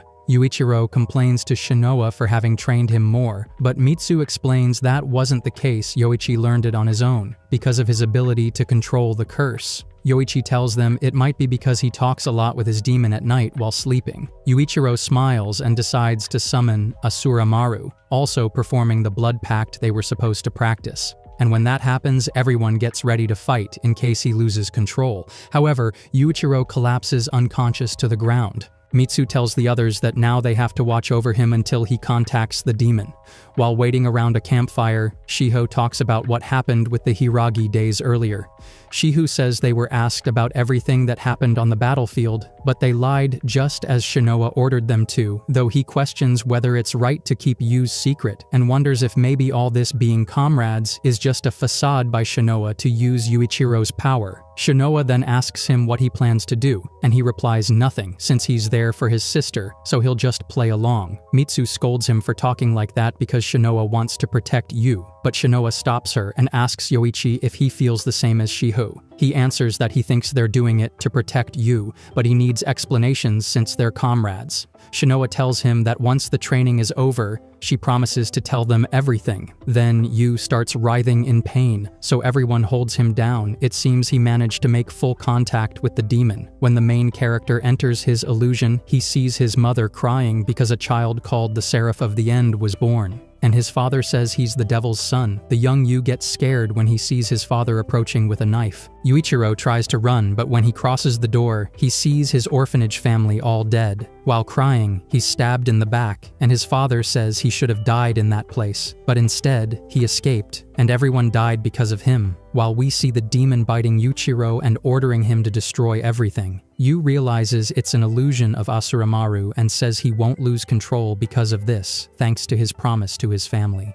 The demon then takes Mika's form, who asks him to defend their family together, and Yuichiro promises to save him. Yuichiro manages to wake up from the illusion and faces Asura Maru, who says she thought she had already won, but Yu tells her that he already knows what she's like. Asura Maru replies that he can't fool her, and that he is a devil abandoned by his family. But Yuichiro responds that as long as Mika and the others need him, he doesn't care about being a devil. Asura Maru congratulates him on becoming stronger, but is annoyed by how arrogant he is, so she decides to attack, but Yuichiro throws down his sword and says he doesn't want to hurt her because he needs her help to save Mika. The demon asks what she gets out of it, and Yuichiro replies that they'll be partners and she won't have to live a life of loneliness. Finally, Yu wakes from the illusion and asks his teammates if he caused them any trouble. They reply yes, but are glad he's back and ask if he succeeded. Yuichiro confirms he did, and Mitsu says she feels tired, so Shihu's training will have to wait until next week. Even though Shihu gets angry, everyone agrees with Mitsu. Shinoa worries about Yuichiro and asks if the demon didn't harm his heart. Yuichiro answers no and says that thanks to them, he's no longer alone, which surprises Shinoa. Next, Farid presents to the council that humans are a defective species driven by greed, which is why they rush into forbidden research. And to prove it, he brings in Mika, who shows a video of the destruction Yuichiro caused when he lost control. This worries everyone present, and Farid claims that humans are on the path to controlling the Seraph of the End, and that's why this becomes a great danger to vampires. One of those present says it's concerning, but that Queen Cruel ended the research when she wiped out the Hayakuya, so Cruel states that she did 8 years ago when she killed all the orphanage children with the Seraph of the End factor. Farid, while looking at Mika, then asks again if she really killed them all. Another person present asks how they advanced so much in the research since no one but the Hayakuya had studied it so deeply. Meaning if Cruel failed her mission, all responsibility would fall on her,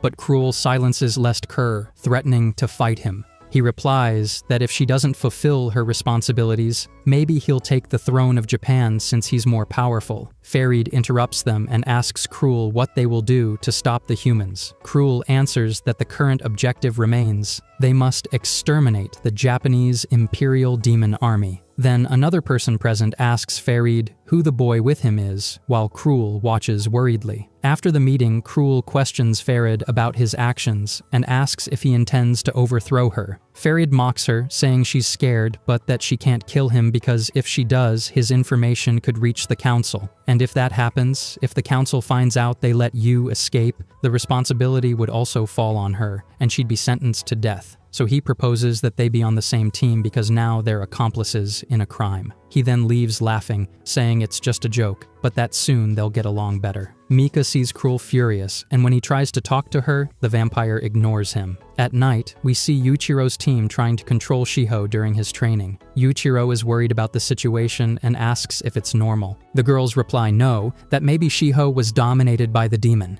Shinoa tells them to prepare in case the worst happens, and inside Shiho's illusion, he is desperately fighting against Kisekio, but he's defeated, and the demon says his body now belongs to her. We then see a young Shiho with his sister while someone knocks on the door, and he finds it's his childhood companions who ask him to abandon Mirai because she's a burden, but he refuses. One of his companions asks him to kill her out of mercy because she had asked for it. When threatened by the boys, Shiho hits them and runs away with his sister, who asks him to kill her so she won't be a burden anymore. The demon suddenly starts questioning Shiho about what he felt at that moment and tells him to be free. Shiho apologizes to his sister and tells her he met Yuichiro who, though he angers him, motivates him to be better. Finally, Shiho defeats the demon, managing to wake up, and the first thing he does is show off his power to Yuichiro. So they start a battle, showing their new skills, but then Yoichi stops them. What they just saw surprises the girls, who don't understand what Gurren did to bring them together,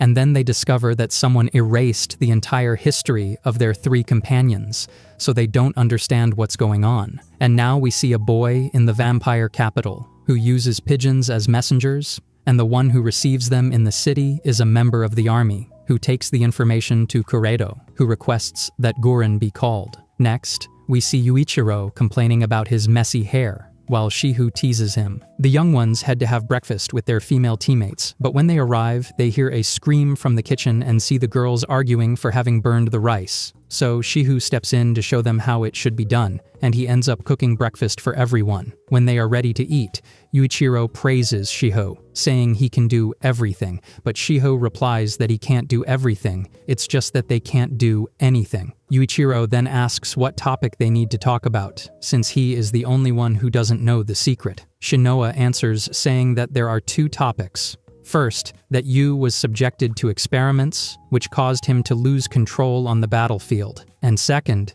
to determine whether Gurren is truly part of their team. Yuichiro is shocked to hear that they question Gurren's loyalty. Shinoa tells him that maybe Gurren is using all of them, including him. And Mitsu says that even if he is loyal, maybe he is planning to fight against the High Command, or even something bigger. Yuichiro looks at Shiho to know what he thinks, but Shiho says it's the first time he hears about this. Shinoa then asks them if, knowing this, they should continue to follow Gurren or not, and how they should confront the world after deciding their stance. Mitsu proposes that they all need to make a decision as a team, and Shiho says that depending on the case, they could abandon Gurren, but Yuichiro T is shocked and can't understand what they are proposing. And now we see vampires desperate and lost, as they are prisoners of Kurito. Kurito scolds Gurren for being late, and Gurren asks about his experiment with cursed gear. Kurito responds that he is doing it to see if there is a more efficient way to turn vampires into demons, but it's not giving results, maybe because they are low-level vampires, so he orders them to be killed. Gurren replies that Kurito doesn't give him orders and asks why he was summoned. Kurito asks if he came alone, and if he thought maybe he wanted to kill him. Gurren says he followed his orders and has no reason to kill him, plus he won't as long as he is useful. Kurito says that's true, so he needs to ask some questions to see if Gurren is still useful. Then he asks Gurren about Yuichiro, Yoichi, and Shiho, and how he managed to make them suitable for black demon weapons. Gurren answers it was pure luck, but Kurito doesn't believe any of it, since those who are suitable for black demons were part of experiments, and even then, the success rate is very low. But if he doesn't want to answer, that's fine, as long as he keeps sharing his successful experiments with him. Gurren tells him he will do it only if he feels like it, and asks if he can leave now. But Kurito asks why he increased his pawns with black demon users. Gurren reassures him that he is not planning a coup, because if he were, he would kill him right now. Kurito says he couldn't, and then warns him not to get violent, since he is doing his job well. Then he tells him that, just like him, he also knows his weaknesses, so he must get rid of love and friendship. And as it begins to rain, Kurito tells Gurren that he can trust him since he will not betray his friends. Gurren asks what he's going to do, maybe show him a special new prisoner, but Kurito just wants to see Gurren's vision of this world, because although he has no hope for the world, he keeps accumulating strength and power. So Gurren responds that because of how the world is, he must gather power. But Kurito questions that if he has no ambition, he should die, since people like that bring unnecessary sacrifices and are bad people. And Kurito also tells Gurren that he wants to rebuild the world, trying to contact other countries. Gurren asks if the first thing he will do is rebuild the communications destroyed by vampires, but Kurito says the first thing is to clean the country of vampires and then crush the other survivor organizations,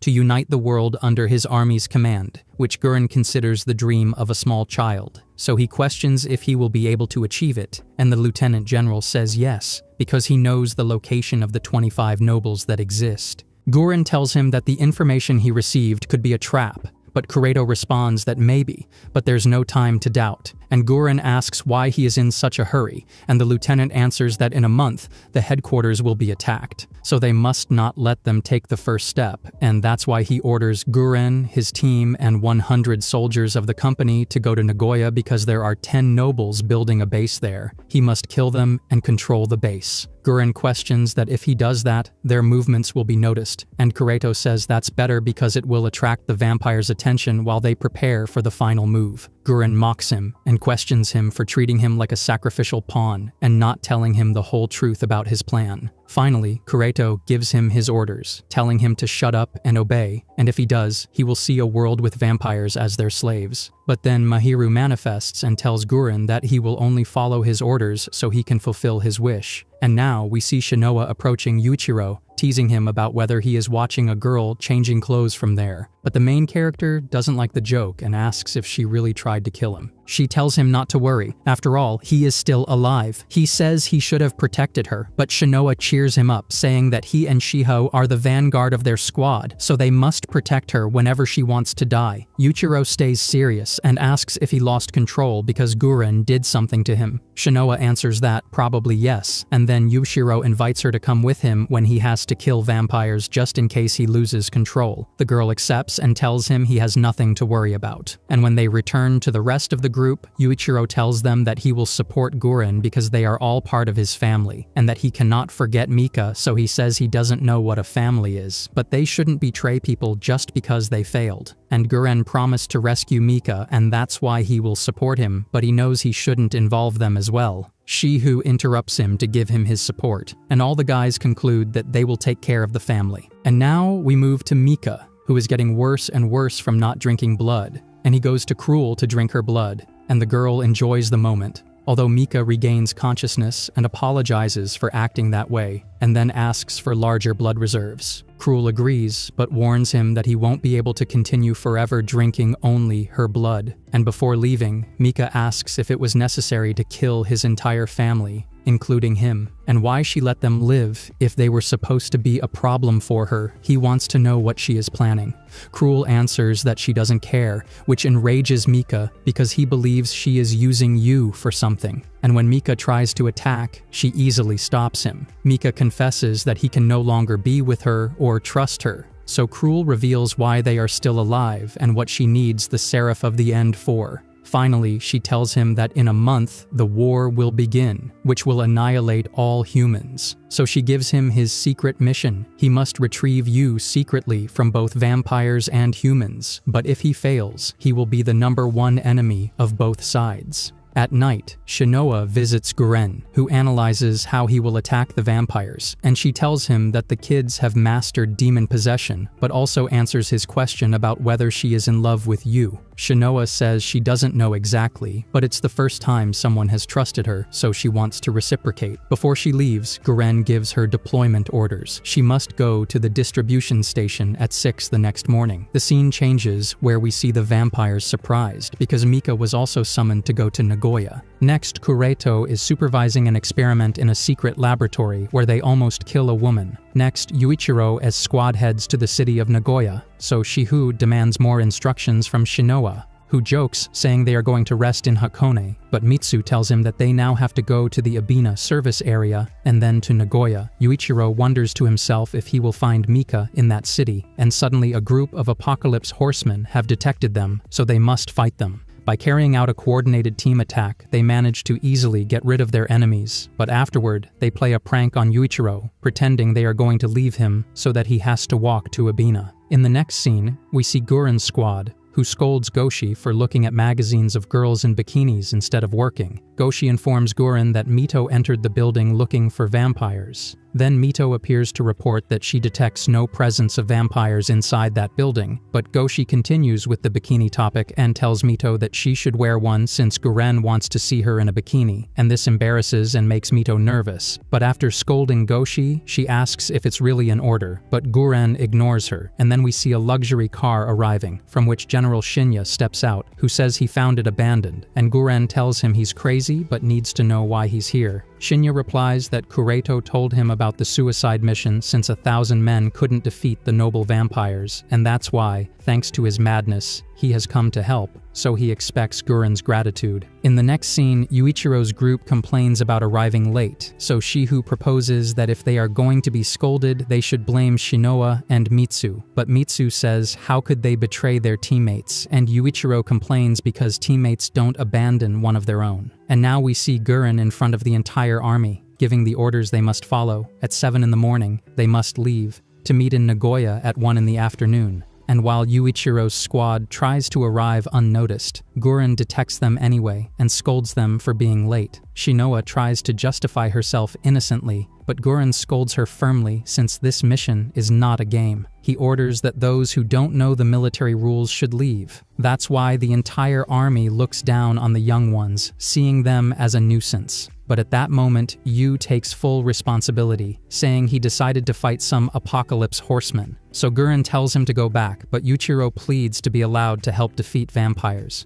Guren agrees, instructing him to line up, but he will be punished later. Finally, Guren tells the entire army that breaking the rules and thinking this is a joke will not be tolerated. This mission is one of the most dangerous in history, where surely many will die, but now everyone is family. They will surely lose many family members, but it is worth fighting and completing the mission. Guren manages to motivate the entire army, and then Shinoa privately talks to Yuichiro to apologize since their delay is her fault, and Yu tells her not to worry. That's what family is for. However, Yuichiro is now summoned to talk to Guren, and the whole group offers to take part of the responsibility. But Yuichiro doesn't allow them to, and leaves alone. When he arrives in front of Guren, he asks him how he is, surprising Yu, because you don't ask that to someone you're about to scold, and Guren says he knows it wasn't his fault and likes that he lies to protect his friends. Then Shinya intervenes, greeting Yuichiro, which surprises him a lot. But Guren says enough talking, ordering Goshi to use his power. The kids outside hear a scream and rush to save Yuichiro, only to find out it was just an illusion from Goshi, which angers Shinoa. But Guren says it's part of his punishment for letting Yuichiro come alone, so he will teach her what it feels like to lose someone dear.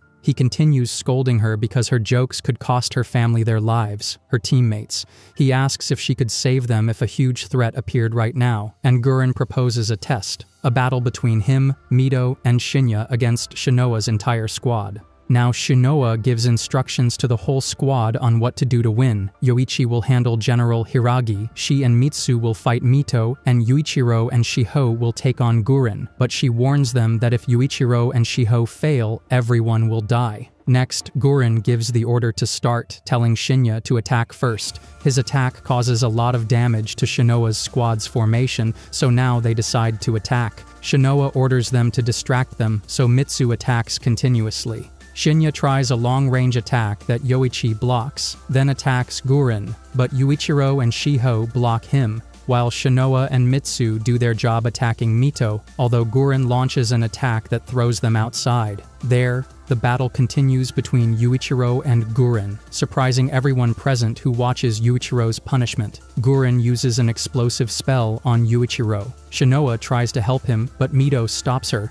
and so Guren threatens Yuichiro to surrender, or he'll blow his head off. Yu decides to attack at close range so that Guren also takes damage, but that doesn't surprise Guren, who already expected it. Yuichiro is distracted by a shot from Shinya, allowing Guren's attack to get through, who tells him that if this were real, all his teammates would be dead. In just a few moves, Guren defeats them all and mocks them for having 3 Black Demon Gear users who couldn't do anything. Guren scolds them and tells the entire army that now they have rookies to take good care of. The army takes it positively, but knows they need to work more as a team. And then we see Guren asking Yuichiro if he wasn't satisfied. Yu replies yes, that he was just thinking about a strategy to win next time. Guren approaches him and kindly says they must become stronger as a team. Suddenly, a soldier named Narumi objects to bringing rookies who don't know how to fight as a team and break the rules. And Guren agrees that maybe they are a burden. So for that very reason, he will take charge of caring for them. So he orders Shigure to change the records to merge Shinoa's squad with Makoto Narumi's squad. Then Guren introduce a Narumi's squad, Rika Inoue, Taro Kageyama, Yayoi Endo, and Shusaku Iwasaki. As Guren leaves, Narumi seems angry, but Yuichiro approaches to greet him, though Makoto responds rudely. Afterwards, Shihu says it's unpleasant what they say about them, but it's true. Shinoa decides to apologize to everyone since their defeat was due to her lack of talent, and she feels like a terrible officer. Yuichiro stops her and reminds her of Guren's words, they must grow stronger as a team. That's why all the kids support her as their commanding officer, which makes Shinoa happy. Next, we see Mika listening to people screaming as they flee from the vampires. When he finds them, he sees a vampire feeding, which triggers his thirst for blood. Finally, he watches how the children are transported before the nobles of Nagoya, so his vampire companion recommends he drink blood now before leaving, but he still refuses and leaves, going to a hidden place to drink Cruel's blood, though it doesn't work. Mika remembers her words and then hears a scream for help, and when he sees a girl's neck, he tries to drink her blood but stops just in time. The next day, Shinoa's squad waits patiently while Yuichiro asks how much longer they have to wait. Narumi orders them to gather so they can review the action strategy one last time. The plan is that at 14C, the Moon Demon Company will launch an attack on the noble vampires in Nagoya, and their particular mission is to assassinate the 15th progenitor, Lukal Wesker. If their first strike fails, they must prevent him from retreating to stop him from calling for help from other nobles, so they need to hold him off until the Lieutenant Colonel's squad defeats their target and comes to support them. There are 10 nobles in Nagoya, 8 of whom will be assassinated simultaneously at 1415. For each noble, there are 3 Moon Demon Company teams, but if any attacks fail, the nobles could gather together due to the short distance, and that would be the end for everyone. That's why Narumi tells them there are high expectations for them, and they cannot fail, as the mission cannot succeed with only 2 teams per noble. Yuichiro leaves the meeting joking about who they need to kill, prompting Narumi to scold him. Narumi's squad tells their commanding sergeant that they don't trust leaving their backs in the hands of kids. The kids ask Yuichiro to apologize because he's creating discord within the group, but Shinoa steps forward and apologizes on behalf of Yuichiro to Sergeant Narumi. Narumi tells her he doesn't need an apology. He only asks that they stay focused, as he doesn't want to lose comrades because of someone putting everyone's life at risk. Yuichiro approaches him and says they feel the same. None of them wants to lose comrades. That's why he apologizes, even if it's unnecessary, because he doesn't want either his comrades or Narumi's to die. Narumi scolds him, telling him to at least remember the name of his target, but Yu says there's no point in remembering who they're going to kill, but he will remember the names of those he must protect. Shinoa intervenes, apologizing again and promising that, even if they are rookies, they will give their all not to drag anyone to their death. Then Narumi asks Yayoi where their target is, and Yayoi responds that he will arrive shortly, as he always comes to the park at the same time. Narumi reassures everyone, saying they shouldn't worry since they have the element of surprise. Next, we see Yoichi very nervous, but Shinya reassures him because they won't fail. They are the sniper team. He tells him that Guren asked him to train him since he knew this was his first mission as a sniper, and that if they happen to fail, there's still the combat team to handle it. So for a sniper, the most important quality is to stay calm. These teams must remain composed to kill enemies and support their comrades. They must also kill those who could be captured or tortured if left behind. Shinya confirms that even if they are their comrades, they must do it, which startles Yoichi. Finally, he advises him not to get nervous and everything will be fine, giving him breathing tips. Yoichi calms down and takes his shooting position. Then Shinya signals that their target, Lukal, has arrived. Yoichi locates him but cannot shoot before the mission officially begins. Now Lukal Wesker enjoys drinking a glass of a little girl's blood sitting in the park. Lukal offers his servant some, asking if he wants to taste it, but he replies no, that he's already consumed enough energy. But Lukal insists on trying the AAA quality blood, so he accepts but says he'll have it later. Lukal asks his opinion about Krul's letter, which states they will attack all humans. Lukal feels uncomfortable taking orders from her, so his servant tells him he doesn't have to follow them because they are from another faction and that they can wait until the Progenitor Council gives them new orders. However, he adds that apparently Krul will be coming to Nagoya. When hearing that, the noble thinks he should follow those orders, even if they work for the political faction opposed to Krul, even if it results in sanctions for completing the mission. But Lukal detects an attack coming and grabs his servant as a shield. The mission begins. The combined squad moves to engage Lukal, who invokes his power by feeding blood to his sword. He then directly attacks the snipers. Yoichi wants to run, but Shinya orders him to kill as many regular vampires as possible first. Meanwhile, Yuichiro asks permission to advance and gauge the enemy's strength, which Narumi grants. Yuichiro faces Lukal and attacks directly, buying time for the group to come up with a strategy, but Lukal is very smart and repels all their attacks. However, Shihu manages to distract him so the others can stab him with their cursed gear, allowing Shusaku to summon his demon so they can try to capture him. When they succeed, Yuichiro and Narumi launch an attack, but Lukal breaks free by cutting off his own arm, prompting Narumi to order everyone to hold their formation and defeat the enemy. Lukal says he now understands what Krul meant about these humans being dangerous. Narumi proposes they all attack together while maintaining formation, but Shihu says it's impossible while chasing him. He suggests luring him into their formation, so he starts provoking the vampire, making him furious. This causes the vampire to attack them head-on, lowering his guard, allowing Yuichiro to launch a surprise attack and successfully defeat him. Before allowing himself to be captured, Lukal commits suicide, shocking everyone present. After completing their mission, everyone is happy, but Yoichi wonders if the other squads are doing well. We now move to Guren's battle, where he is tired and injured but managed to defeat the noble vampire. Goshi approaches and scolds him, asking him to stop trying to look cool after they barely made it through. The rest of the team complains about him almost dying, but Guren tells them everything was planned. If he were to die, Shinya would take leadership of the mission. Suddenly, Kusunoki arrives at their position badly injured, reporting that the team in the city of 45 men was defeated, and that the vampires demand that the lieutenant colonel come to the city since 19 were killed and the rest taken hostage. Before dying, Kusunoki says it was an honor to fight by Guren's side. Afterward, Mito advises against going to the city because it's a trap, but asks if they're still going anyway. Guren orders them to regroup with Narumi and Shinoa's squads to assassinate Crowley Usford. Meanwhile, Crowley is completely calm in his building. He is accompanied by 2 vampires, one named Chess, who killed a hostage to satisfy her thirst, which earned her a scolding from Horn. But Crowley tells them not to worry, since they have plenty more, so the noble Chess invites Horn to drink, but she refuses and also tells her to learn some self-control. Horn asks Crowley what he thinks about the human attack that started the war in Nagoya. Crowley isn't concerned about it, so he gets up and takes the sword of the dead hostage.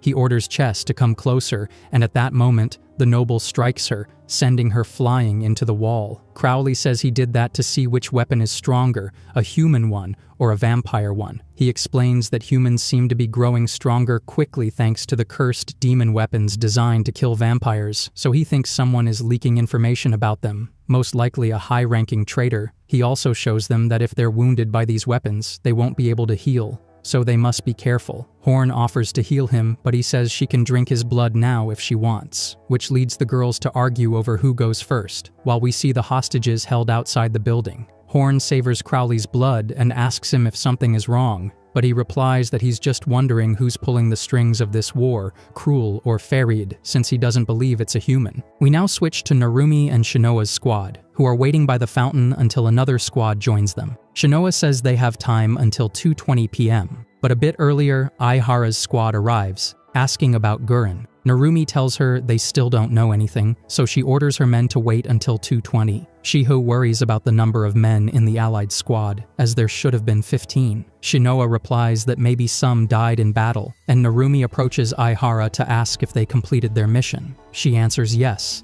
otherwise they wouldn't have come back, and she is surprised to see Narumi's team unharmed. He jokes that it's thanks to their good leader, and the girl tells him not to joke, but compliments Shinoa's leadership. This makes Shinoa nervous, causing Aihara to look at her oddly. Yuichiro notices the situation and tells Aihara that her squad can rest since they have everything under control. Aihara asks Narumi if he is the rookie, and Narumi says yes, but claims he can't remember his name, which angers Yu, but Narumi says he's just joking. Finally, Aihara accepts Yuichiro's offer to rest. Yuichiro returns to his squad and tells them that they really did lose comrades, saddening everyone. But Shinoa tells them they have to make this day count and get back home safely. Then Guren arrives, a little injured, but immediately scolds them for lazing around in the sun. He asks if they completed the mission and is pleased by Yuichiro's answer, saying for them it was a piece of cake. The lieutenant colonel asks Narumi if the rookies did their job or slowed them down. Narumi replies that they did a great job, so Yuichiro mocks him, prompting Narumi to give him a quick correction. Guren now looks at Aihara and asks if she lost 8 men. The young woman replies yes, feeling very angry, and apologizes for losing so many men. Guren tells her he knew what could happen, that all responsibility lies with him, and that he's just happy to see her return. The lieutenant colonel then asks Narumi about the rest of the squads, but when hearing that they haven't arrived, he orders them not to wait any longer and to begin the next mission. Guren tells them that the 9 squads assigned to the city's 3 nobles were annihilated, with 25 men taken hostage, so now they must kill the nobles and rescue their comrades. Aihara asks to join them, but Guren tells her to stay and relay information to any arriving squads, informing them that after rescuing their comrades, they will return to the airport. We then see Guren leading his small army. Shinya approaches him to warn that if they lose this battle, they won't be able to complete the remaining missions, but Guren isn't concerned, only about the deaths of their comrades. Meanwhile, Aihara, looking at her watch,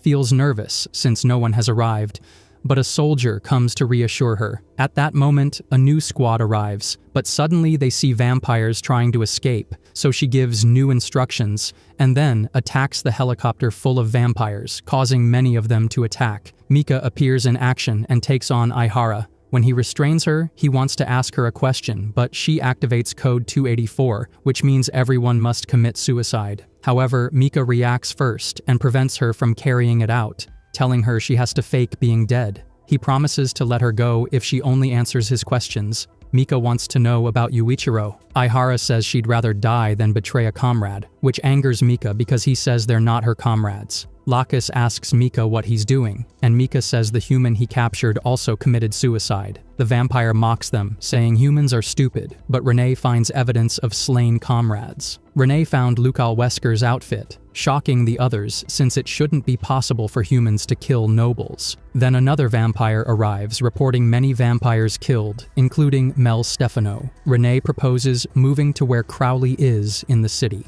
But when hearing this, Aihara stands and takes Mika hostage, though the other vampires don't seem to care about him. Mika says he'll handle her, but Aihara uses the chance to say Yuichiro is heading to the city. Mika is surprised and asks why she trusted him. She says it's because he called her Rookie Yu. The girl tries to attack Mika, but he easily stops her and asks if she really wants to live. He then knocks her down to interrogate her about the human's location, promising not to kill her if she talks. Aihara gives a fake location, sending them to the botanical garden, and then Mika knocks her out. The vampires are alarmed that humans know the location and names of their nobles, so Renee orders them to head there to provide support. Before seeing Mika leave, Aihara begs him to kill her, but he refuses, telling her to do it herself. Mika had planned to leave the girl behind, but Renee orders her taken for information extraction. Aihara rises to attack them, prompting Mika to deliver a fatal strike. Before heading to the botanical garden, Mika requests 5 soldiers to accompany him to scout the city as a precaution, and thus, Mika sets out to search for Yuichiro. Meanwhile, Gurren and the rest are stalking Crowley. Gurren observes the city hall and sees how all the soldiers are being held hostage, and informs his team that it's definitely an ambush, prompting them to ask what they should do. Yu, without hesitation, responds that they must go rescue the prisoners, even if it means charging straight into a trap. But Gurren suggests watching enemy movements and planning a strategy instead. The targets to eliminate are 3, Crowley, Chess, and Horn. If they find their enemies are too strong, he orders them to abandon their comrades, which enrages Yuichiro, who believes no one should be abandoned. But Shinoa calms him down and asks Gurren what the mission's top priority is. Gurren explains that keeping everyone in the group alive is the top priority, then freeing and rescuing prisoners. Narumi asks if there will be another mission after this one, and Gurren replies yes, since they need to keep the Nagoya vampires occupied as long as possible. This is so that Shibuya headquarters can mobilize. This was the assigned mission. Narumi is surprised because headquarters itself will also be acting in this battle. Gurren explains that if everything goes well, they must soon move to Shinjuku, revealing this mission is only the first phase. Shinya interrupts, saying they need to wait for enemy movement.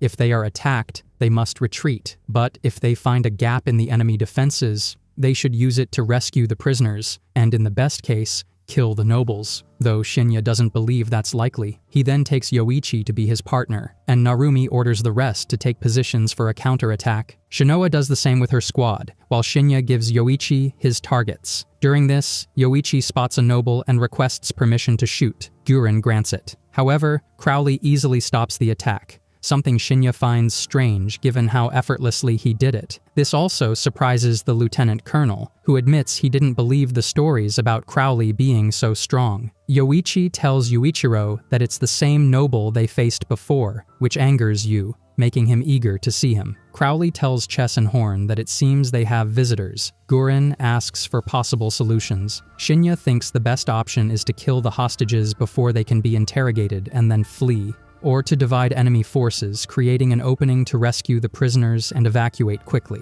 But he clarifies they must decide which of the 2 options will result in more survivors. Yu tells Gurren they shouldn't abandon their comrades, but Narumi suggests abandoning them. Yuichiro attacks Narumi, but he shrugs him off, saying that yes, he has comrades among the prisoners, but that doesn't mean Yu should pout and cause a scene. Shinoa suggests something that Gurren finishes, saying they first need to stage an impressive fight, so the nobles think they are the main force. Shinya says he doesn't mind doing it, but admits it's hard with the opponent they have. Gurren tells them they only need to hold out until everyone escapes, then gives each member their positions. Meanwhile, the noblewomen grow impatient, but Crowley says that's exactly what the enemy expects. so they must wait. Humans are bad at medium or long-term planning, but very good in the short term. So if they're not attacking, they may have a different objective than killing a few of them. He then orders the noblewomen to capture one of the attackers alive because Farid will want to know many things. Both women agree that they dislike Farid, as you never know what he's thinking. Crowley admits that's true, but says it's always fun to be around him. His plan is to capture the officers who seem to know something, and Chess and Horn finally agree. Meanwhile, Gurren says his squad and Shinya will attack Crowley, while Shinoa's and Narumi's squads will rescue prisoners. But Yuichiro questions whether they can handle the noble on their own, and Gurren tells him they'll manage to fight while retreating, giving them only 5 minutes for the rescue. After that, they must head to Nagoya Airport to regroup with the rest of the team. Shihu asks what the orders will be after they retreat, and Gurren says the orders will be waiting at the airport. He then approaches Shinya to ask about the enemy, who replies they haven't moved and seem to be waiting for them. Gurren proposes using Goshi's illusions to make it look like they are attacking with about 200 men, but Goshi says that's impossible unless he gets closer to the enemy, so Gurren orders him to do exactly that. Narumi then suggests to Shinoa that their squads go together, but she refuses, since that would waste precious time. They need to split up, but before departing, both squads promise not to die. Gurren gives the signal to start the mission, and Shinoa asks everyone to sync their watches with hers, telling them that once time runs out, everyone must retreat, especially you, since that's an order from the squad leader. Before the mission begins, everyone is motivated, confident they can succeed, and then an explosion is heard, signaling the start of the operation. Gurren's squad advances, defeating many vampires while the hostages beg them to run away. Goshi reaches optimal distance for his illusion, which works well, successfully stalling the vampires. Narumi's squad rescues Kato's team, while Shinoa's team does the same. Gurren approaches Crowley, who recognizes him from their previous battle. The fight begins with Gurren attacking, but the noble easily repels his strikes. Shinya thought he had managed to checkmate him, but the vampire escaped. Mito tries to rush to Gurren's aid, but Goshi stops her, saying she would only be a hindrance. Meanwhile, Narumi's and Shinoa's squads debate whether to help Gurren or continue rescuing hostages.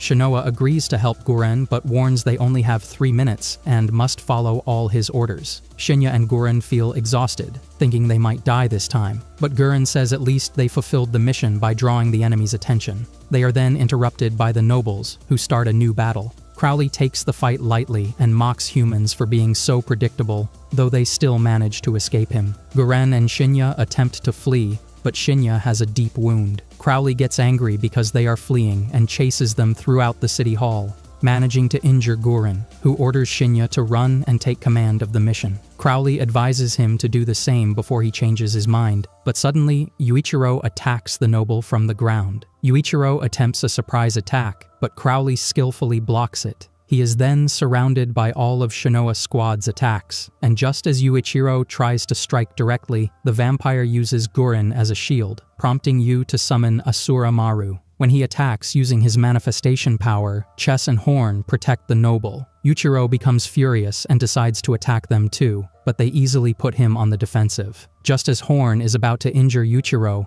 Shinoa appears to protect him and orders everyone to fall back and regroup. Mitsu uses his strength to create a shield allowing them to escape, though Yuichiro is determined to return to help Gurren. However, Gurren orders them to retreat. Crowley recognizes Yuichiro, and when the vampire women ask if they can finish them off, Crowley tells them no, as Farid might want to interrogate them first. Yuichiro orders his companions to cover him as he charges to rescue Gurren, but Shinya stops him, ordering that Gurren must be abandoned. Yu refuses to accept the order and tries to escape, but Yoichi and Shihu restrain him by force, while the vampires deliberate what to do with them. Shinya looks at Gurren, who whispers something secret to him, prompting Shinya to decide to retreat, even if by force. Chess and Horn want to pursue them, but suddenly an illusion traps them, leaving Crowley impressed by human power. He then moves to locate whoever is casting it, but is attacked by all of Gurren's squad, who have come to save him. However, the Lieutenant General orders them to leave, even though everyone refuses to flee without him. He then orders Goshi to get everyone out of there so they can escape,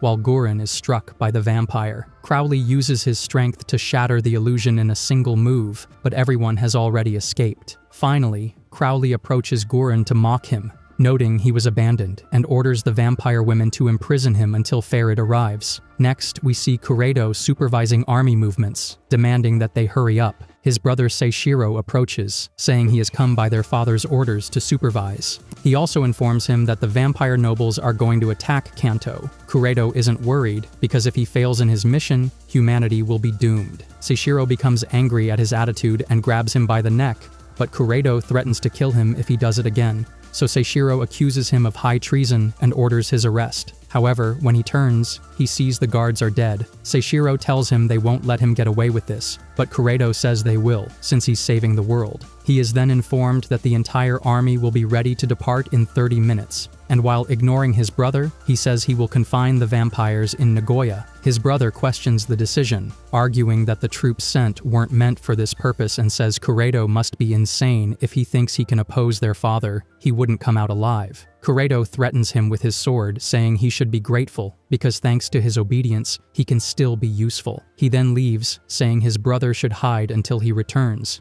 If he gains power, he will even give him a job. We now move to Shinya, who is forcibly carrying Yuichiro as he complains about abandoning Guren. Shinya orders Shinoa to calm him down since he's part of her squad. She reminds Yu of the promise he made. They were to leave no matter what happened, and points out that Shinya has been Guren's friend far longer than he has. Shinya reminds Yu of Guren's words, that they must return victorious to protect the people, and afterward, Guren's squad joins Shinya, though they too are saddened by the situation. Mito urges the general to continue the mission. The general orders them to rendezvous with Narumi first, but Yuichiro interrupts, questioning why, because of the mission, they must abandon their family, and says that if they do that, there's no point in living. While trying to stay on his feet, he reminds everyone that Guren is his family. He then recalls how Guren helped him as a child when he dreamed about his family's murder and how he treated him when Yu thought he couldn't have a family because he always lost them, so he didn't want to live. Guren asked him if it hurt to be alive, and Yuichiro said yes. The lieutenant general said he understood that feeling because he had experienced something similar,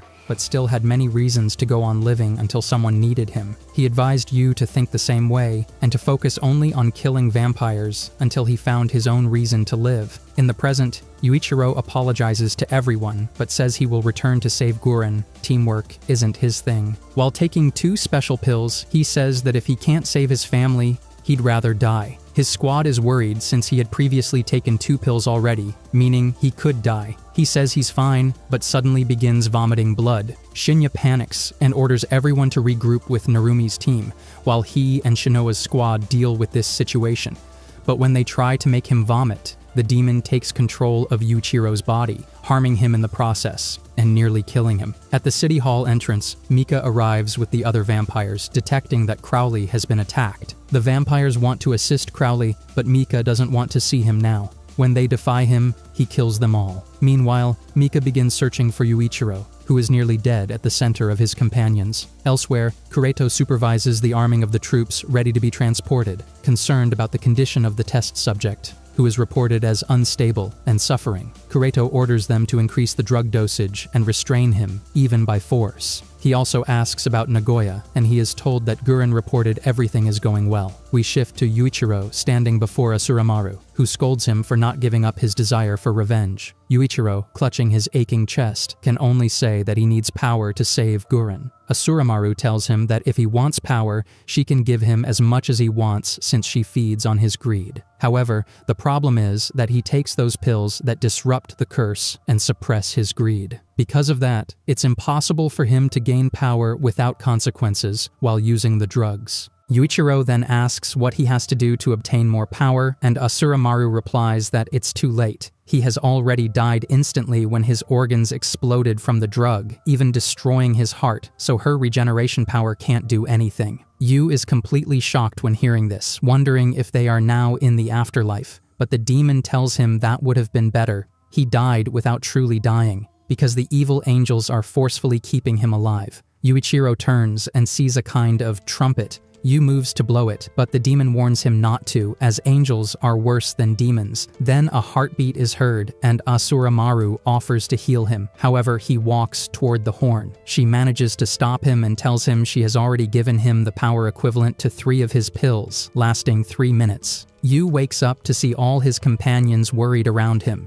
He tells them he's back but must leave quickly, heading toward the city hall, where everything looks distorted. The nobles are torturing Gurren, asking how humans gain so much power. He answers that a goddess gave it to him. Then they see Yuichiro enter, who attacks the nobles with all his might. But even at maximum power, Crowley easily stops him. Just as Crowley is about to kill him, Gurren steps in the way and orders Yu to leave. Yu grows frustrated at his lack of power, and the noble calls him cattle. This only infuriates Yu more, and he attacks again, though Crowley still overwhelms him. Gurren tells him to stop, warning the demon will take over his body. Yuichiro yells at him to be quiet, saying he came to save him and won't give up. Yu launches another attack but accomplishes nothing, so he orders Asuramaru to give him more power. Crowley complains that if Yu continues, he'll end up actually killing himself. Asuramaru agrees to grant more power as long as Yu feeds his body with more greed, turning him into a demon. Then the countdown for entering the demon coffin, Kisekio, begins.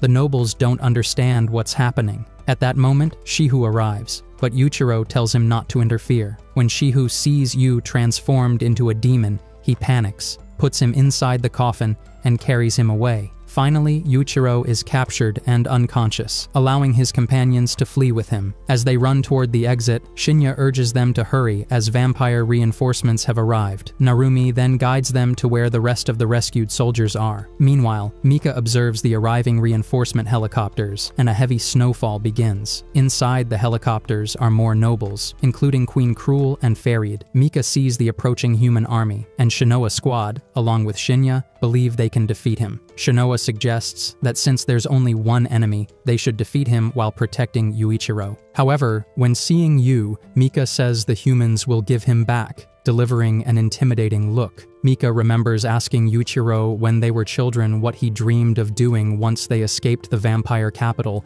and how fun it would be if their whole family reunited outside that prison, in a world without vampires. In the present, Mika prepares to face the entire human army to retrieve Yu. Mika easily breaks through the first enemy line, but is then caught in Goshi's illusions. He manages to escape fairly quickly, even while taking some hits. As they move to kill him, he spots Yu on Shiho's back and rushes to retrieve him. As Shinoa Squad prepares to attack, she stops them, saying the vampire approaching is Yu's family. Mika pushes with all his strength through enemy defenses, even at the cost of injury. He finally reaches Yu, but Mitsu and Shinoa try to stop him. Shinoa attempts to reason with him, but Mika remains focused on recovering Yu. Shihu tries to stop him but is struck on the head, causing Yu to fall. Mika catches Yu in his arms and is relieved, but Yoichi grabs him from behind, asking him not to leave. Mika says if he's going to kill him, then do it. Otherwise, don't interfere. Yoichi replies that if Mika is Yu's family, then he is part of their family too.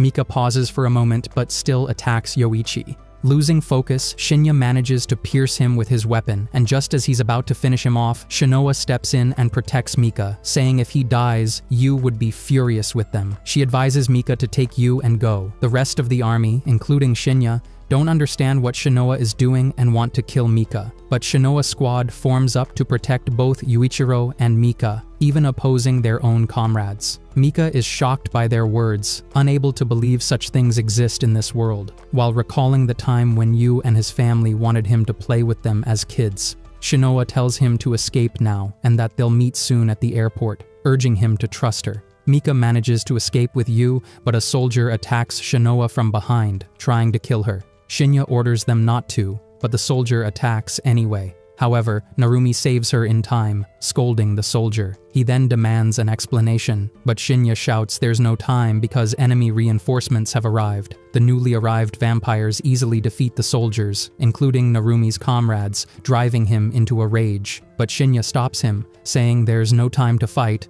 only to flee. However, it's already too late. All the reinforcements have arrived. Meanwhile, Mika escapes with Yu, using what little strength he has left. General Shinya orders everyone to head to the airport rendezvous point, doing whatever it takes to get there. Meanwhile, a severely injured Mika collapses to the ground, trying to heal using Cruel's blood, but he has no more doses left. He wants to tell Yuichiro something, so he tries to wake him up, but fails. Frustrated and on the verge of tears, he hears a noise. It's a child who starts running upon seeing he's a vampire. The child runs into an abandoned supermarket where we see he's not alone. There's a whole group inside whom he calls for help. Mika grabs the child by the neck, debating whether to drink his blood or not, but stops when he hears the child call him a monster.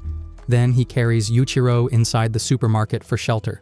Now, Yu finds himself with Asuramaru, who tells him he has no sense of right or wrong when he's so determined to protect his family. She also tells him he's been unconscious for a long time. Yuichiro worries and asks what happened to Guren, but she scolds him for always worrying about others, telling him she has no idea what happened because she can only see what Yu himself can see. Still, he insists on asking about Guren, and she tells him there seems to be another member of his family beside him now. Yu wakes up not knowing where he is and sees an injured vampire, so he draws his sword to fight, but then realizes it's Mika and approaches him. Seeing Yu, Mika stands and lunges at him, begging to drink his blood. Yu asks what's wrong, but Mika only says he's in pain and needs blood. Just as Mika is about to drink, Yu hugs him and apologizes for having left him alone. Mika regains his senses and apologizes, and Yu asks if not drinking blood makes him feel that bad. Mika replies, "Yes," then starts bleeding from his mouth. Yu offers his blood,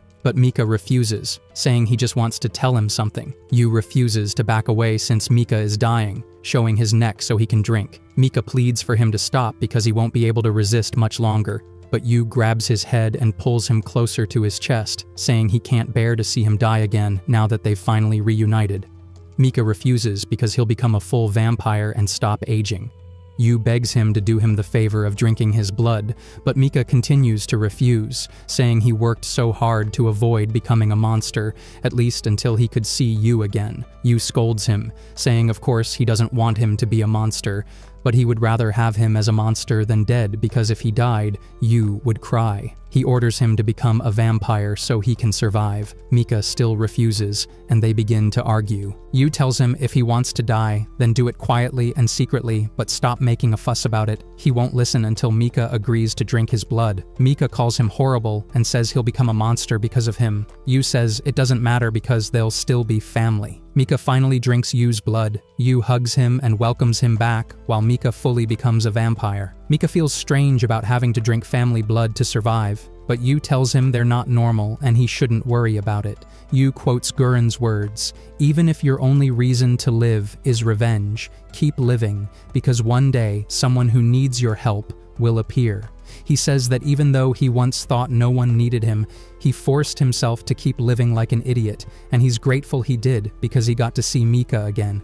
He encourages him, saying they'll survive together no matter how hard it gets. Mika listens, crying heavily, and Yu promises to find a way to make him human again. He asks Mika not to give up and to keep living. Mika replies that he was supposed to save Yu, but now Yu has grown stronger and is no longer a crybaby. Yu gets annoyed and tells him he's the one crying. Yu says he's stronger thanks to Guren, but Mika warns him that Guren is just using him. Yu answers that it doesn't matter because Guren is family, and besides, before Guren found him, he was already dead inside. He's grateful that thanks to Guren and Mika, he's still alive, so he doesn't care if he's being used. Mika says he's not like humans and wouldn't use him, but Yu jokes that he did because he drank his blood. Yu tells him in exchange to help him save his family. The two boys start walking across the snowy ground, complaining about the time they spent apart. Yu asks Mika what happened to his companions, but Mika angrily tells him to stop talking about humans.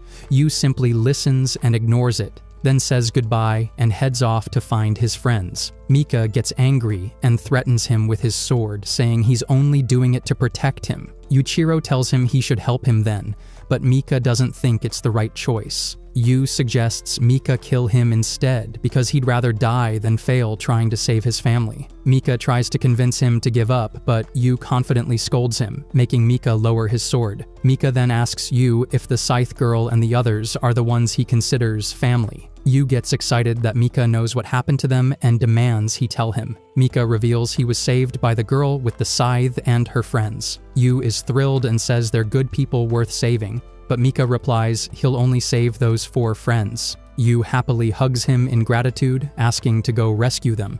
Meanwhile, Shinoa's squad and the rest of the companions reach the airport, but they don't find any of the rescue helicopters Guren mentioned, worrying everyone there. Yu and Mika now travel by car, Mika trying to tell Yu what humans did to him, but Yu says he already knew. Mika reveals that Yu is part of a major experiment, making him a primary target for both human organizations and vampires. Mika says that because of that failed experiment, the virus was released. Yu asks if it's his fault that the world nearly ended, but Mika tells him it isn't. They were just used, and humans are to blame. He also explains that the orphanage they lived in was actually a lab, and now the Japanese army has resumed experiments.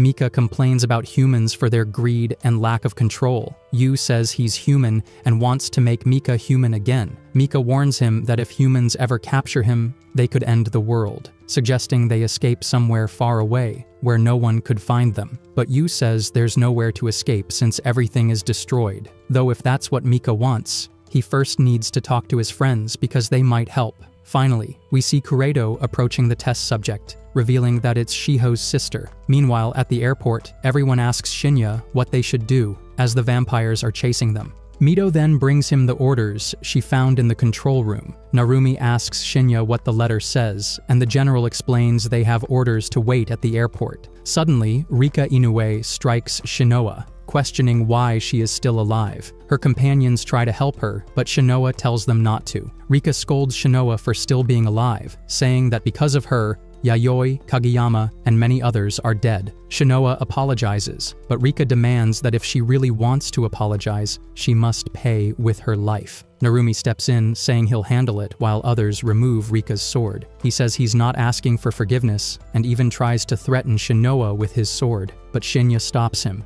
telling him punishment is not theirs to give. Narumi then asks the general if he will be the one to execute the traitor. Shinya responds that it isn't up to them to decide whether to execute her or not. Narumi becomes angry, questioning what they are even doing here, since they followed the general's orders to the letter but achieved nothing, and now the orders are simply to hold their ground at the airport. Narumi asks if they came here just to die. Shinya answers that the plan was to board escape helicopters and lure the vampires to Shinjuku, but that plan wasn't Guren's. It came from Lieutenant General Kureto. Narumi gets even angrier, saying he's tired of the Hiragi family using them while giving orders from above. He declares he's quitting the mission, but the general scolds him, reminding him that he himself once said orders from superiors are not to be disobeyed. Narumi snaps, shoving him against the airport fence, saying the Moon Demon Company only obeys orders from Lieutenant General Ichinos. Shigure then tells Sayuri they should also leave, since they're not obligated to follow a plan that isn't Guren's. Before they can leave, Shinya tells Narumi they'll all withdraw from the mission together. He declares they will not follow the given orders, and instead they need to regroup and come up with a plan to rescue Lieutenant General Ichinos, which lifts everyone's spirits. We then see Crowley arriving at the battlefield where many humans have died, then heading to hear Cruel's speech. Meanwhile, a noble continues interrogating Guren, but gets nowhere.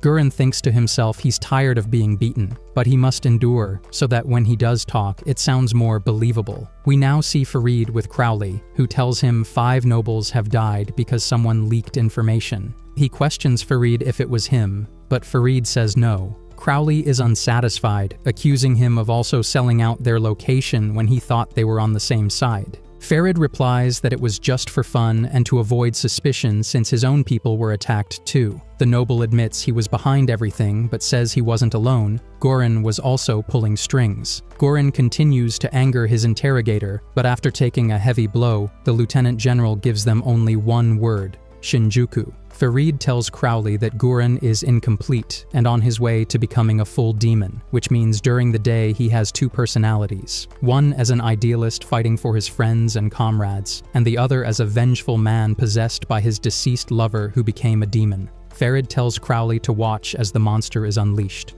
Guren, possessed by his demon, breaks free and kills his interrogator, threatening the remaining vampires. Cruel intervenes, asking if he's an envoy of Mahiru Hiragi and demanding to know her whereabouts. Guren informs her that Mahiru is dead, which enrages Cruel since that wasn't their deal. If Mahiru is dead, she cannot ally with him, so Guren tells her she might as well kill him. But he mocks her, saying she can't because she betrayed many of her own kind and can't back out of their deal. That's why the Seraph of the End experiment needs to succeed today, and he confesses to Cruel that the experiment will take place at the airport. Cruel then orders her entire army to head to the airport. Meanwhile, Imperial Demon Army planes approach the airport. When they land, Shinoa Squad is shocked to see Kureto disembark. Kureto steps forward, thanking them for their sacrifice in carrying out the mission, saying that thanks to them, they will now achieve total victory over the vampires, and orders them to rest. No one can believe what they're hearing, and Shinoa orders her squad to maintain attack formation.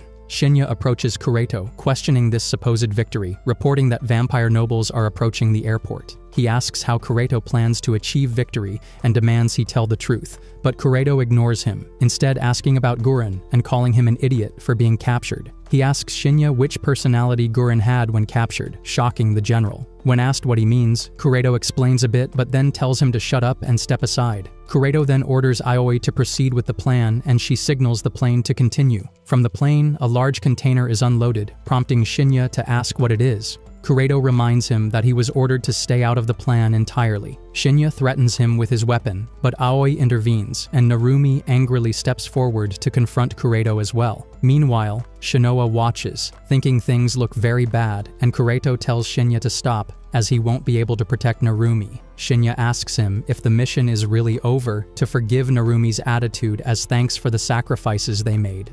Kureto says he will, only because he's in a good mood, and that Narumi will die anyway. The container then opens, unleashing black demon blades that attack everyone. Narumi shields himself along with Shinya, but many of their comrades aren't so lucky, and he watches as they die one by one, enraging him to the point of attacking Kureto. Kureto tells him not to make such a fuss since these deaths are necessary for humanity's advancement. When Narumi is about to be killed, Shinoa Squad protects him, and Yoichi shoots at Kureto but can't harm him. Shinoa tells Kureto they're leaving, but he replies she needn't worry because as a Hiragi, she would survive anyway. Still, Shinoa tries to escape. Kureto attacks her as well, but just then Yu arrives to save her. Mika tells Yu they shouldn't have come since the humans are attacking each other, but Yu replies that he's glad they came and then questions Kureto about what he's doing to his comrades. Kureto is surprised to see Guren's black demons, but still attacks.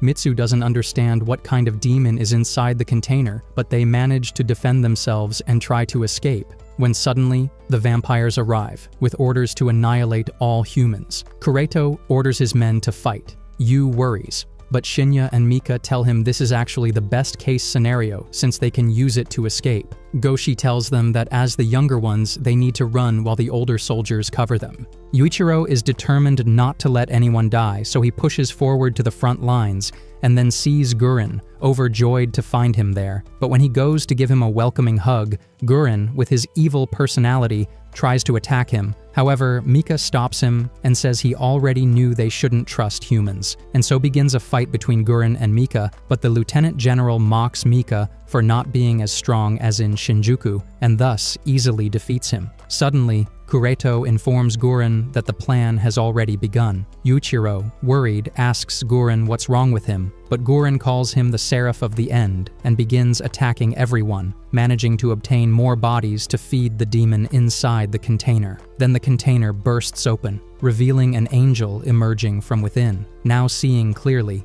Shihu is shocked to find it's his little sister, Mirai. Completely possessed, Mirai says humans are disgusting and must disappear, then blows her trumpet, causing the entire battlefield to change. Farid and Crowley watch from a distance, and Farid says this is all fascinating, while Kureto orders his people to control the angel. Shihu is enraged by what they are doing to his sister and charges at Kureto, but just then, Guren appears and impales him with his sword. Yuichiro becomes furious and attacks Guren. Mika decides to help him, and together they fight Guren. When they have the chance to finish him, Yu stops and says he can't do it, asking why he betrays his friends, why he betrays his family. But Guren, crying, impales him with his sword, then begins laughing like a madman. Now we see Mirai, from whom a demon begins to emerge, so Kureto rejoices knowing that the demon of destruction, summoned by the fifth trumpet, named Abaddon, has finally been controlled by humans, thus controlling the Seraph of the End. Kureto orders Aoi to make Abaddon start devouring everyone. Abaddon releases many small monsters that begin eating everyone alive. Shinoa orders her companions to leave, but Shihu refuses to abandon his sister. Severely injured, he tells them to go on without him, that this is his problem, but he collapses to the ground. Shinoa also sees Mika carrying Yuichiro on his back while defeating enemies along the way. Yuichiro wakes up and asks Mika about Guren, wanting to help him because he saw him crying. Mika refuses to save everyone, but Yuichiro says they are his family. Then Mika is injured by one of the monsters, and Yuichiro worries for him, offering his blood so he can heal, but Mika says he can't regenerate within this field, so nothing can be done, since no one can defeat that demon. Mika tells him to leave while he still can walk, but Yu refuses to leave now that he has him back, saying he won't abandon his family, and asks if defeating that monster is the only way to save everyone. Mika warns him again to run because there's no way to defeat it, but Yuichiro stabs himself with his sword to reach Asuramaru,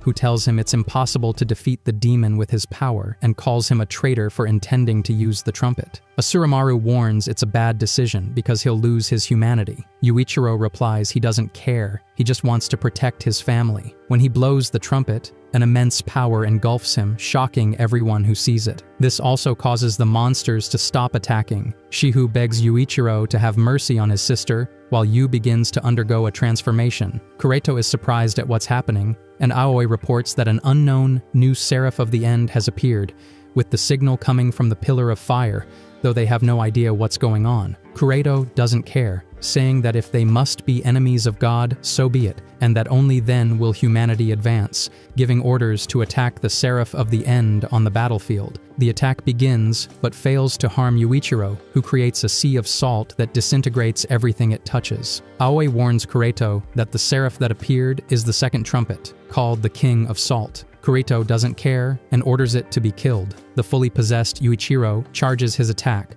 while Kureto's demon desperately tries to push him back with multiple strikes, yet Yuichiro, with great effort, finally reaches him and defeats him. The King of Salt then declares that humanity will come to an end. Everything turned into pillars of salt, and Kureto tries to attack but can't hurt him, so he orders all soldiers to capture him. Guren approaches and says it seems he's also gone quite insane. The King of Salt prepares to battle Guren, but suddenly, Asuramaru tells Yu that in the end, he relied on her again, apologizing for what she's about to do. She turns him into a demon, causing him to faint. Now, everyone wants to reach Yuichiro, including Mika and Cruel. Cruel orders Mika to retrieve Yuichiro, and at that moment, Crowley attacks them in surprise, but Cruel defeats him. Farid attacks her from behind, defeating her, but not before she gives Mika an order. Farid then presents Cruel as a traitor before the other vampires, proclaiming himself the new leader. Narumi reaches Yuichiro first, and buys enough time for Shinoa to take him away before Kureto arrives. A new battle between humans and vampires begins, while Shinya demands explanations from Guren, but he only says he's achieving what they dreamed of as kids, changing the world. Shinya realizes Guren is possessed, and tries to bring him back. Meanwhile, Yoichi reminds Shinoa that before escaping, they must rescue Shiho's sister. Suddenly, some soldiers arrive demanding they hand over Yuichiro. Shinoa tells them they no longer belong to the army and prepares to fight, but Mika appears, delivering a single blow that defeats them all and tells Shinoa to stop wasting time. We then jump forward 4 months, where we see Kureto preparing his troops and the vampires welcoming the noble Lestkar. Meanwhile, Yuichiro and all his friends prepare to go retrieve Shihu's sister and bring Guren back. To do so, they must head to Sanguinem, the place they barely managed to escape from.